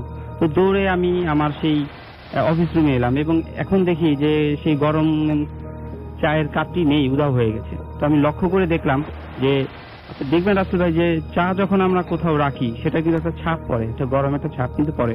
মানে নিচে যদি কোনো চা হ্যাঁ, লেগে থাকে তাহলে পরে সবসময় যে তো পড়বে। সেখানে চায়ের কাপটি নেই, কিন্তু সেই ছাপটা, একদম তাজা ছাপটা আর কি আমি তখন দেখতে পেলাম। And then I recall in my mind যে আমি যখনই কোচিংটা খুলি তখন ওইখানে একজন কেয়ারটেকার আছে, শাকিল নাম, সে আমাকে এসে সকালবেলা চা দিয়ে যায়। তো অত সকালে দেওয়ার কথা না, কারণ আমি 9টা 10টার আগে রাত্রে আসলে আমি কোচিং এ প্রবেশ করি না, কারণ দায়িত্বটা আমার না, আমার কোচিং এ কেয়ারটেকারই করে।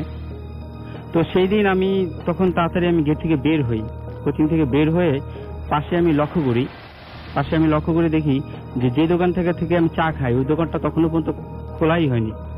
তো আমার ভিতরে একটু অন্যরকম লাগে। জাস্ট যাই হোক, I was little bit nervous that time. তো আমি ধীরে ধীরে আমার এই ভয়টা কাটিয়ে উঠি এবং যেহেতু পরিবেশটা আমার একেবারেই চেনা, তাই আমি নিজেকে সান্ত্বনা দিতে থাকি এবং এটাকে খুব বেশি গুরুত্ব তখনও পর্যন্ত আসলে আমি দেইনি। তো একটা কথা বলে রাখা ভালো এটা রাসেল ভাই, যে আমার তো তুলা রাশি। আমার আম্মা ছোটবেলা বলতো যে অলৌকিক যে কোনো বিষয়, যে মানে অশরীরী যে বিষয়গুলো, সেটা নাকি আমার টের পাওয়ার কথা, কিন্তু এর আগে আসলে আমি কখনোই টের পাইনি। তো তারপরে স্টুডেন্টস বিগিন টু কাম, তারপরে আমি আসলে তাদেরকে পড়ানো শুরু করলাম। তো পড়ানোর এক পর্যায়ে যখন আমি কিছু লিখবো বোর্ডের ভিতরে, তখন হঠাৎ করে আমি দেখি যে এমন একটা টপিকের নাম লেখা, যে টপিকটা আমি তাদেরকে পড়াবো বলে আমি ঠিক করে রেখেছি। সবচেয়ে আশ্চর্যজনক বিষয়টা হচ্ছে যে আমার কাছে মনে হচ্ছে যে হাতের লেখাটা আমারই, এবং আমি কয়েকজন স্টুডেন্টদের জিজ্ঞেস করলাম, বলো ওটা কার হাতের লেখা? তারাও বলতে, স্যার কেন, এটা তো আপনারই হাতের লেখা, এটা কেন জিজ্ঞেস করতেছেন? আমি টোটালি মানে এরকম একটা সিচুয়েশনের মধ্যে পড়ে গেছি, আই কুড নট বিলিভ, মানে আমি বুঝতে পারতেছি না যে আসলে আমি কি করব। আমার কাছে একটু অন্যরকম লাগছিল। তো তখন আমি কোচিং এর যে খাতা, মানে সর্বশেষ কি ক্লাস হয়েছে সেটা আমি দেখার জন্য খাতা বের করি। খাতা ওইখানে দেখি নাদিম স্যার নামে একজন স্যার আছে, দেখতেছি যে উনি রসায়ন পড়াইছে। লাস্ট ক্লাস ছিল রসায়ন। তো রসায়ন ক্লাসে ইংলিশে গ্রামার এখানে লেখার কোনো রকম ভাবে কোনো যৌক্তিকতা নাই। এটা কিভাবে হয়েছিল, কেন হয়েছিল রাসেল ভাই, সেটা আসলে আমি জানি না। তো এই ঘটনার পরে আমি কিছুদিন চুপচাপ থাকি এবং তেমন কিছু আমার সাথে আসলে হয়ও নাই। তো রিসেন্টলি আপনার 15 দিন হবে, তো আমার একটা মেয়ে স্টুডেন্ট আছে শিলা, ও আমাকে ফোন দিয়ে সে আমাকে প্রচুর পরিমাণে ধন্যবাদ জানাচ্ছে। তো আমি তখন ক্লাস নিচ্ছিলাম। তো আমি ক্লাস নেওয়ার কারণে আমি বলছি যে তুমি আমার সাথে পরে মিট করো, আমি একটু বিজি আছি, আমি তখন ক্লাস নিচ্ছি, আমি তখন কথা বলতে পারবো না আপু। তো মেয়েটা তার 2 দিন পর আবার আসে। তো এসে সে আসলে আমাকে কিছু চকলেট অফার করে এবং সে আমাকে খুব ধন্যবাদ জানায়। তো তখন আমি তার কাছে জানতে চাই যে আসলে ব্যাপারটা কি, আমাকে একটু খুলে বলো। তখন সে আমাকে বলতেছে যে সে পরীক্ষার হল থেকে আমাকে ফোন দিছে এবং কিছু কোশ্চেনের আনসার সে চাইছে এবং তাকে না সেই অ্যান্সার গুলো আমি দিছি, বাট আসলে আমি মনে করতে পারতাছি না যে আসলে আমি কখন তাকে অ্যান্সারটা দিছি। তো সে যখন আমাকে ইনসিস্ট করলো, তখন আসলে মানে সে বললো আপনি মিথ্যা কথা কেন বলতেছেন। তো আমি যখন আমার রিসিভ কলে গেলাম, ওইখানে যেয়ে দেখি যে আসলে তার সাথে আমার একটা কল ডিউরেশন রয়েছে 4-5 মিনিটের মতো। ওকে, আপনাকে অনেক ধন্যবাদ। এবং আমরা সবচেয়ে অদ্ভুত ব্যাপার সেটা হচ্ছে যে উনি যেটা বলছেন যে কোচিং এ তিনি গিয়েছিলেন এবং সেখানে মনে হয়েছে যে হয়তো মানে উনি আসার আগেই আরো একজন মানে হয়তো তিনি এসেছিলেন এবং বোর্ডে গিয়েও তিনি তার নিজের লেখা দেখতে পান। এখানে দেখতে পেয়েছিলেন যে চাটা তিনি টেবিলের উপরে রেখেছিলেন সেই চাটাও তখনো পর্যন্ত মানে রাখার কোনো কারণ নেই, কারণ বাইরের যে দোকানটা বন্ধ ছিল। হ্যালো, আসসালামু আলাইকুম রাসেল ভাই, আমি মাহবুব বলছিলাম চিটং থেকে। আজকে আমি আপনাদের সাথে যে ঘটনাটি শেয়ার করবো সেটা সম্পূর্ণ আমার নিজের সাথে ঘটেছে একটি ঘটনা। আসলে এটা কোনো ঘটনা নয়, এটা মেইনলি একটা স্বপ্নকে কেন্দ্র করে। তো যাই হোক, আমি সরাসরি আমার ঘটনায় চলে যাচ্ছি। আমার সাথে ব্যাপারটা ঘটে 2012-এর দিকে, যখন আমি মেডিকেল কোচিং করার জন্য ঢাকা ছিলাম। তো সেখানে পূর্ব রাজাবাজার নামে একটা জায়গায় থাকতাম। তো প্রথমে একটা কথা বলতে গেলে বলা যায় যে সেই সময়টাতে অ্যাজ এ টিনেজার আমার আসলে এমন একটা জিনিস হচ্ছিল যে আমি ধর্ম থেকে দূরে সরে যাচ্ছিলাম। আমার কাছে মনে হচ্ছিল যে নামাজ কালাম বা এই ধরনের যে রিলিজিয়াস ব্যাপারগুলো থাকে সেগুলো মানছিলাম না। আর একটা কথা বলে নেওয়া ভালো যে আমার ফ্যামিলির সবাই কিন্তু অনেক বেশি রিলিজিয়াস। তো ঘটনাটি যেদিন আমার সাথে ঘটে ওই দিন ছিল বৃহস্পতিবার রাতে। অ্যাজ ইউজুয়াল আমি আমার স্টাডি কমপ্লিট করে 1:30টার দিকে শুতে গেলাম, যতটুকু ভালো করে মনে নেই। তো আমার যতটুকু মনে হচ্ছে যে খুব তাড়াতাড়ি আমি ঘুমিয়ে পড়েছিলাম। তো একটা পর্যায়ে গিয়ে আমি স্বপ্নকে এরকম দেখলাম যে আমাদের গ্রামে একজন লোক মারা গেছে। যে লোকটা আসলে আমরা কেউ চিনি না। তো গ্রামের সকলে মিলে সিদ্ধান্ত নিল যে লোকটাকে তারা কবর দিবে আর কি। সেই জন্য তারা গোসল করিয়ে লোকটাকে নিয়ে গেল মাঠের একটা মধ্যে। মাঠে নিয়ে যাওয়ার কারণ হচ্ছে যে আসলে মেনলি তার যে জানাজার নামাজ হবে সেটার জন্য। আর সকলে লোকটাকে কড়া রোদের মধ্যে মাঠে রেখে সবাই অপেক্ষা করছিল। তবে একটা বিষয় বলে রাখা ভালো যে আমি সেই স্বপ্ন দেখলাম যে আমার সাথে যে লোকগুলো গেছিল ওদের কাউকে আমি চিনি না। তো একটা পর্যায়ে গিয়ে এমন হলো যে আমার সাথে চেনা বলতে যে লোকটা ছিল সে আমার দাদা। আর তিনি আমার সাথে গেছিলেন। তো সাথে একটা ছাতি ছিল, যেহেতু অনেক রোদ ছিল তাই তিনি ছাতি নিজেকে বসেছিলেন। আমরা তার পাশেই বসলাম, একটু পাশেই আর কি বলা যায়, একটু দূরে। তো সবাই যখন অপেক্ষা করছিল ইমাম সাহেবের জন্য, এমন সময় আসলে মৃত যে ব্যক্তিটি ছিল সে সবচেয়ে বেশি আশ্চর্য করে জেগে উঠলো। সবাই তখন মানে চোখ ছাড়াবার অবস্থা। তো আসলে আমি সবচেয়ে বেশি ভয় পেয়ে যাই মুহূর্তে। এবং সে লোকটি উঠেই সর্বপ্রথম যে কথাটি জিজ্ঞেস করে, কারো দিকে না তাকিয়ে সে আমার দিকেই তাকায় এবং সে আমাকে জিজ্ঞেস করে, এই ছেলে তোমার বাবার নাম কি? আসলে প্রশ্নটা শুনে আমি অনেক বেশি ঘাবড়ে গেছিলাম। আর সবচেয়ে বড় কথা যে আসলে মানে ব্যাপারটা সে এমন ভাবে করলো, আমার কাছে মনে হচ্ছিল সব জেনুইন। আমি স্বপ্নে দেখা সত্য মনে হচ্ছিল সে আমি বাস্তবে দেখছি। তো একটা পর্যায়ে আমি অনেক ভয়ে মানে গলায় কাঁপা কাঁপা অবস্থায় তাকে উত্তরটি দিলাম যে হ্যাঁ আমার বাবার নাম এটা। তো তারপরে তিনি আমাকে পাশে আঙ্গুল দেখালেন। তা আমি তো জানি যে পাশে কেউ নেই, পাশে আমার দাদাই ছিলেন। তো উনি দাদার দিকে আঙ্গুল দিয়ে বললেন, এই লোকটাকে চিনিস? তো আমি দাদার দিকে না তাকিয়ে বললাম যে হ্যাঁ চিনি, তোমার দাদা। তো একটা পর্যায়ে উনি আমাকে বললো যে ইনি কি বেঁচে আছেন? তো আসলে আমার ততক্ষণে মনে ছিল না যে আমার দাদা 2010-এর দিকে মারা যায়। তো যখন সে কথাটি বললো আমি আসলে সবচেয়ে বেশি আশ্চর্য হই না, আমার দাদা তো বাঁচে নেই। তো আমি যখন পাশে তাকাই দেখলাম যে আমি তো আমার দাদা পাশে নেই, বরং আমার সাথে যে লোকগুলো গেছিল বা যাদের সাথে আমি গেছিলাম সেখানে তারা কেউ ছিলেন শুধু লোকটি এবং আমি। এবং এমন অবস্থায় আমার ঘুমটি ভেঙে যায় এবং আমি যেটা দেখি যে আমার প্রচন্ড ঘাম দিয়ে শরীরটা ঘাম হচ্ছে আর কি, যদিও সেটা শীতকাল ছিল। তো তারপরে আমি আসলে মানে খুবই প্রচন্ড রকম ভাবে ভয় পাই। এবং যদিও আমি যে রুমটা ছিলাম সেটা একা একটা রুমে ছিলাম, ছোট একটা রুম ছিল, মেসের একটা ছোট। তো সারা রাত আমার আসলে খুব খারাপ লাগে নিজের উপরে যে আসলে এই যে আমার কাছে মনে হচ্ছিল যে মানুষ কত থেকে ছুটছে টাকার জন্য, ক্যারিয়ার বিল্ডআপের জন্য, বাট কেউ সারাদিনে মাত্র 5 ওয়াক্ত নামাজ পড়ার জন্য টাইম পাচ্ছে না বা টাইম দিচ্ছে না। আসলে মানে মানুষ ইনভেস্ট করছে সব এই জগৎটাকে কেন্দ্র করে, কিন্তু তারা আসলে কেউ চিন্তা করছে না যে আসলে এই জগৎটাই সব না বা আসলে এই শান্তিটাই সব শান্তি না। অনেকের কিন্তু অনেক টাকা আছে বাট আসলে সে কিন্তু অনেক ক্ষেত্রে সুখে নাই। কিন্তু আমার মনে হয় যে টাকার পিছনে সুখটা না খুঁজে আমরা সন্তুষ্টির মাঝে বা ঈশ্বরের বা আল্লাহর উপাসনার মাঝে কিন্তু সুখটা খুঁজে পেতে পারি। তো যাই হোক, আমার কাছে একটা জিনিস মনে হচ্ছিল যে আমি যদি এই মুহূর্তে মারা যাই আমার স্থানটা কোথায় হবে?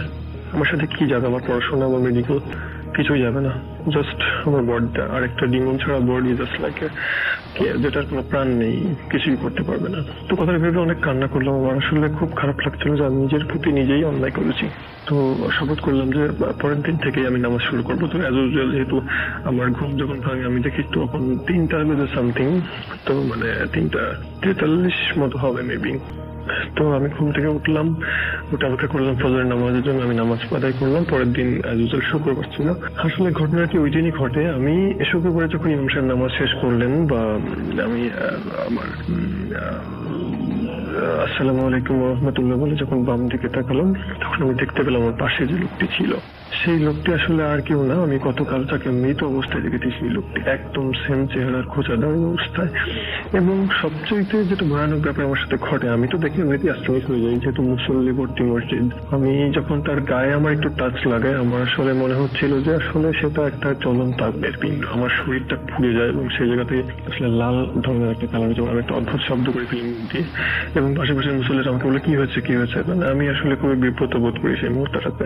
আর আসলে তারপরে যখন মোনাজাত হবে তার কিছুক্ষণ আগে অব্দি মোনাজাত, যেহেতু আমার পাশ থেকে উঠে যায়নি, আমি স্পষ্ট দেখতে পাচ্ছিলাম তাকে, কিন্তু যখন মোনাজাত করলাম তখন আমি মোনাজাতের দিকে ছিল। আমি অ্যাজ ইউজুয়াল মোনাজাত শেষ করে আমি যখন পাশের লোকটিকে দেখলাম, তখন দেখলাম যে না, সেই লোকটি সেখানে ছিল না। সেখানে শুধুমাত্র একজন ব্যক্তি ছিল যিনি অনেক ফর্সা করে এবং অনেক লম্বা, এবং তার প্রচন্ড মানে বড় ধরনের একটা দাড়ি ছিল এবং প্রচন্ড সুন্দর দেখতে একটা মানুষ। জাস্ট সে আমার পাশে বসে। কি ঘটলো এইটুকু সময়ের মধ্যে, লোকটি কোথায় গেল বা কি হলো আমি আসলে জানি না। আর যে লোকটি আমার পাশে শেষ মুহূর্তে আমি যেখানে দেখেছিলাম মোনাজাত করে, সেই লোকটি জাস্ট আমার থেকে একটু মুচকি হাসিবে মসজিদ থেকে বের হয়ে গেল। তো এই ছিল আমার ঘটনাটা অনেক আশ্চর্যের একটা জিনিস। আসলে এটা ছাড়াও আমার লাইফে অনেক বাজে ঘটনা ঘটেছে যেগুলো আসলে খুবই ভয়ানক। বাট এই ঘটনাটার পর থেকে আমি কখনো নামাজ ছাড়িনি। আসলে এই নামাজের মধ্যে আমি সুপ্রতি হয়েছি। আসলে বলতে গেলে সবাইকে অনুরোধটা করবো যে ভাই যাই করেন বাট আল্লাহকে ভুলে না, এটা আমার জন্য সবার একটা মেসেজ থাকবে। তো আসসালামু আলাইকুম everybody। পরবর্তী অতিথির কাছে, এবং আপনার নামটা প্লিজ একটু বলবেন, তারপর আপনার ঘটনাটা আমরা শুনবো। আসসালামু আলাইকুম লিসেনার্স, আমি আফনান, আমি জগন্নাথ ইউনিভার্সিটি ফাইনাল থার্ড ব্যাচে এমবিএ করছি। আমি এসেছি আজিমপুর থেকে। ওকে, তো প্রথমে ধন্যবাদ দিতে চাই সবাইকে যারা শুনছেন, আমার ছোট বোন রোমান, মারজান এবং আমার যারা রুমমেট আছেন এবং আমার কাজিন যিনি এসেছেন রনি। তো আমি সরাসরি ঘটনাতে চলে যাচ্ছি। তো আসলে এই ঘটনাটি আমার এক বড় ভাইয়ের, উনি আমাকে রিকোয়েস্ট করেছিলেন ভূতে ফ্যামিলি গল্পটি শেয়ার করার জন্য। তো আমি মূল ঘটনাটি, তো আমার এই বড় ভাই উনি এবং ওনার আর এক বন্ধু, ওনারা বিসিএস পরীক্ষার প্রস্তুতির জন্য ওনারা একটা নিরিবিলি বাসা মানে সিলেক্ট করেন পুরান ঢাকার ওদিকে, তো যাতে ওনারা নিরিবিলি ভাবে এবং নিরবচ্ছিন্ন ভাবে ওনারা প্রস্তুতি নিতে পারেন। তো যেহেতু ওনারা ব্যাচেলর ছিলেন, তো ওনাদের তো সেরকম ফার্নিচার বলতে কিছু ছিল না। তো বাড়িওয়ালা যিনি ছিলেন উনি খুব ভালো মানুষ ছিলেন, উনি অনেক পুরাতন কিছু ফার্নিচার উনি ওনাদেরকে দিলেন ব্যবহার করার জন্য, এবং তার ভিতরে খুব অনেক পুরাতন একটা চৌকিও ছিল। তো ওনারা প্রথম দিকে খুব ভালোই যাচ্ছিল, কিন্তু সমস্যা হলো যে আমি যে সেই বড় ভাইটা উনি আমাকে বললেন যে উনি যখন ওই চৌকিতে ঘুমানো শুরু করলেন, প্রতি রাত্রেই উনি কিছু ভয়ঙ্কর ভয়ঙ্কর স্বপ্ন দেখতেন। সেটা কেমন যে উনি স্বপ্নে দেখতেন যে কিছু লোক ওনাকে জোর করে ধরে মানে ফাঁসির মঞ্চে নিয়ে যাচ্ছে, ফাঁসি দিয়ে দেবে।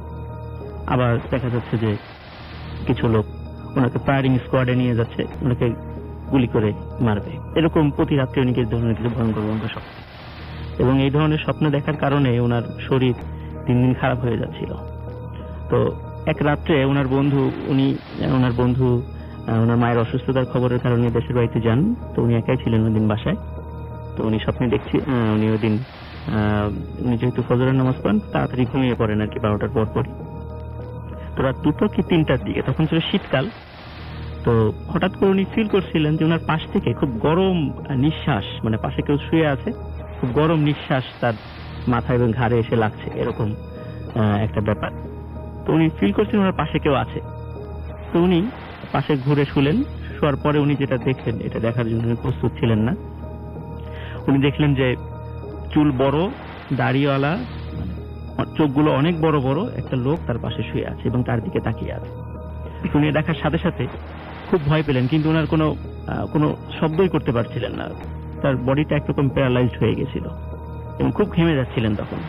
এবং কিছুক্ষণ পরে সেই মূর্তিটি উধাও হয়ে যায়। তো এরকম ঘটনা উনি প্রথম একদিন ঘটে। তো দ্বিতীয় দিন যেটা ঘটে সেটা উল্লেখ করার মতো, সেটা হচ্ছে যে ওই দিনও বাসায় কেউ ছিল না। তো উনি হঠাৎ করে রাত্রে দেখছিলেন যে একটা ছায়া মূর্তি রুমের মধ্যে হাঁটাহাঁটি করছে। তো উনি সাহস করে ওই দিন জিজ্ঞাসা করলেন যে তুমি কে? তো ছায়া মূর্তিটি বলল যে তুমি যে উদ্দেশ্য নিয়ে এখানে এসেছো, তোমার উদ্দেশ্যটা হয়ে যাবে, তুমি চিন্তা করো না। এটা বলেই সেটা আবার উধাও হয়ে যায় এবং উনি খুব ভয় পান। উনি একবার শেষ পর্যন্ত বাড়িওয়ালার কাছে যাই বলেন যে আসলে আপনার বাসাটা কি হন্টেড, আসলে সমস্যাটা কি, এরকম কেন হচ্ছে? তখন বাড়িওয়ালা যিনি আসলে তখন উনি বাড়িওয়ালা আসল ঘটনাটা বললেন যে আসলে বাসাটা হন্টেড না, কিন্তু আপনাদেরকে যে ফার্নিচার দেওয়া হয়েছে তার ভিতরে একটা চৌকি ছিল, এই চৌকিটা হন্টেড। কি কারণে? যে 1920 সালের পরে যখন এন্টি ব্রিটিশ মুভমেন্ট আমাদের এই এলাকায়, মানে বিশেষ করে ঢাকার এদিকে যখন বেশি করে শুরু হয়, তখন অনেক লোক তো সেখানে জয়েন করে। তো এর ভিতরে ওনাদের বাড়িতে অনেক আগে একজন লোক থাকতেন, উনি মাদ্রাসায় পুরো একজন আলেম ছিলেন। তো উনি ওই বাসায় থাকতেন। তো ওনার বাবা মা ছোটবেলায় মারা গিয়েছিল। তো ওই বাড়িওয়ালার দাদা তাকে মানে দেখাশোনা করতেন আর কি। তো উনি একটা ঘরে থাকতেন। তো উনি একটা পর্যায়ে এন্টি ব্রিটিশ মুভমেন্টের সাথে জড়িয়ে যান এবং তখন কোনো একটা পর্যায়ে আপনার ব্রিটিশ পুলিশের হাতে উনি ধরা পড়ে যান। এবং ওই সময় তো যারাই ধরা পড়তো তাদেরকে দোষী হোক নির্দোষী হোক সবাইকে ফাঁসি দিয়ে দেওয়া হতো আর কি। তখন ওই বিচারে ওনাকে ফাঁসি দিয়ে দেওয়া হয়, কিন্তু ফাঁসি দেওয়ার পরে ওনার লাশটাও আর ফেরত পাওয়া যায়নি, কারণ ব্রিটিশ সরকার ওনার লাশটাও আর ফেরত দেয়নি। কোথায় কি হয়েছে এটাও কেউ বলতে পারে না। তো জানা যায় যে ওই লোকের সাথে একটা জিন থাকতো। এখন ওনার ইন্তেকালের পর ওনার দাদা ওই খাটটা খুব সযত্নে রেখে দিয়েছিলেন ওই একজন শহীদের স্মৃতি হিসাবে। তো ওই খাটে উনি কাউকে ঘুমাতে দিতেন না। পরে ওনার দাদার মৃত্যুর পরে খাটটা আপনার একটা স্টোর রুমে রেখে দেওয়া হয়। পরে অনেকদিন পর ওনারা যখন আসেন ওই খাটটা তাদেরকে ব্যবহার করতে দেওয়া হয়। তখন এই কারণে এই ঘটনাগুলো ঘটে। তো বেসিক্যালি এখানে একটা উল্লেখযোগ্য বিষয় যে ওনারা তো বিসিএস পরীক্ষার জন্য সেখানে এসেছিলেন। আমার ওই যে বড় ভাই, তো উনি ওনার ফার্স্ট চয়েস ছিল অ্যাডমিন ক্যাডার আর কি। উনি ওই 31তম বিসিএস অ্যাডমিন ক্যাডারটাই পান। এবং ওনার যে বন্ধু ছিল ওনার ফার্স্ট চয়েস ছিল পুলিশ ক্যাডার, উনি ওই ক্যাডারটাই পান। এখনো আমার ওই যে বড় ভাই আর কি, উনি ওনার স্বপ্নের মধ্যে এখনো অনেক বিষয়ের উনি আভাস পান। উনি আমাকে এগুলো বলেছেন। তো এই ছিল রাসেল ভাই ঘটনাটা। ধন্যবাদ সবাই। থ্যাংক ইউ সো মাচ আপনার ভাইকে।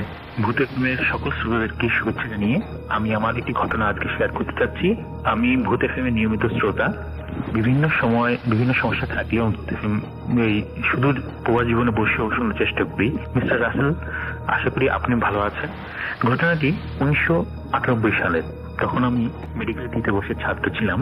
আমাদের একজন বন্ধু এক সন্ধ্যায় হঠাৎ করে এসে আমাদেরকে বলল যে তার সাথে এখনই ঢাকা যেতে হবে। আমরা কে যেতে পারবো?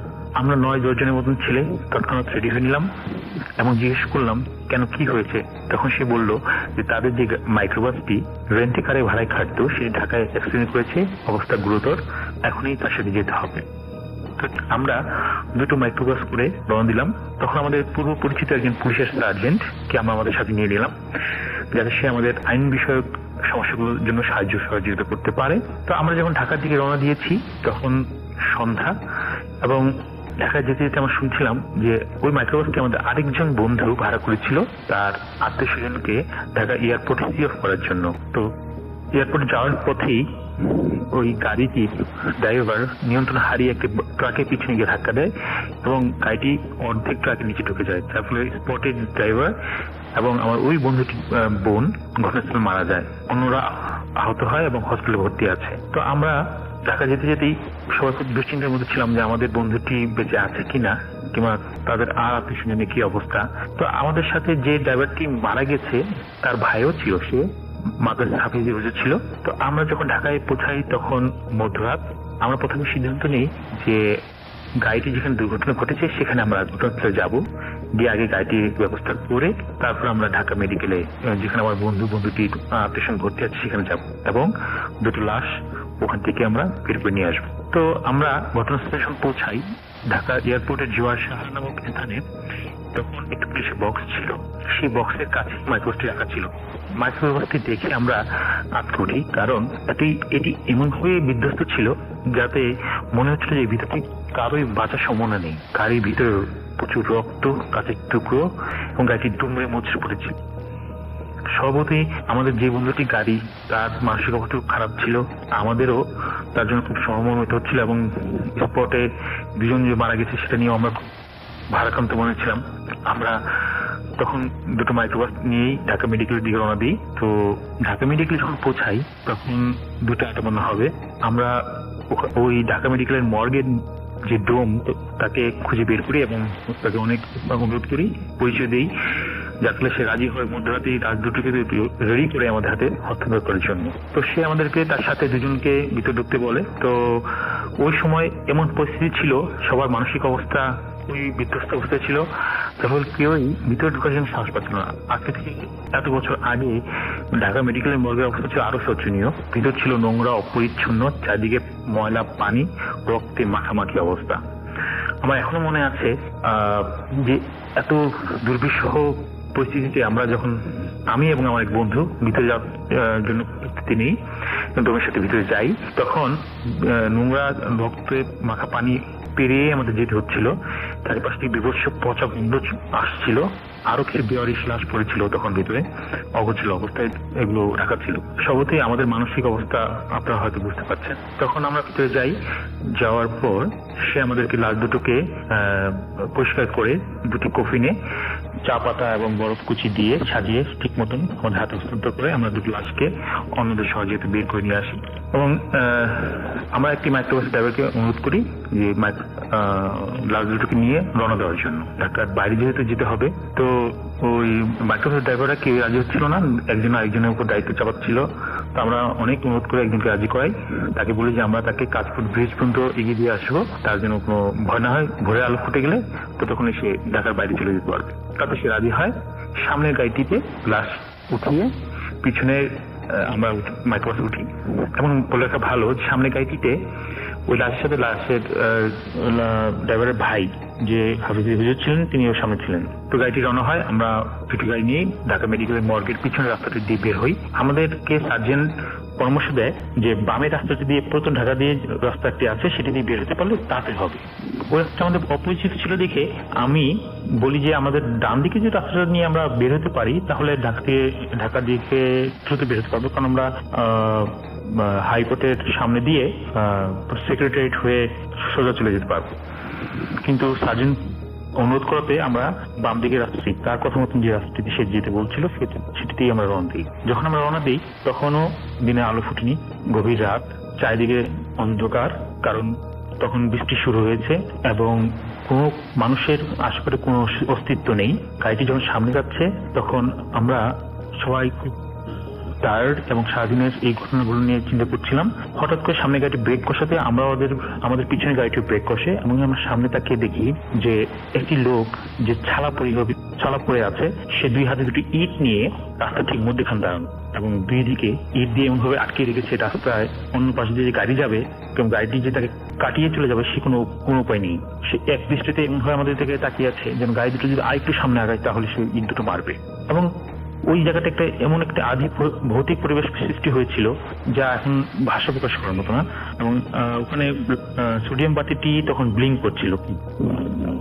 তো আমরা সবাই এক দৃষ্টিতে তাকে দেখছিলাম, আমরা কি করবো ঠিক ভেবে পাচ্ছিলাম না। তখন আমরা কিংকর্তব্য বিমূঢ় হয়ে গিয়েছিলাম।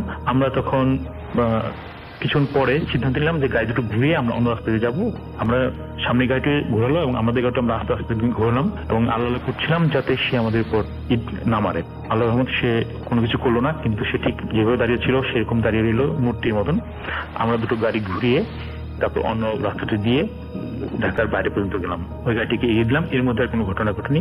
তো পরবর্তীতে আমরা যে যার বাসায় শেষ পর্যন্ত চলে গেলাম। কিন্তু আজও সেই ঘটনাটি মনে করে আমরা শিহরিত হই এবং চিন্তা করি, ভেবে পাই না আসলে সেখানে কেন ছিল, এটা কি কোনো সাইন ছিল কিনা যে আমরা যেমন সামনে না যাই কিংবা ওই রাস্তা দিয়ে না যাই, কিংবা আর কি হতে পারে, সেটা আমার কাছে এখনো আনএক্সপ্লেইনড রয়ে গেছে। এই ছিল আমার ঘটনা।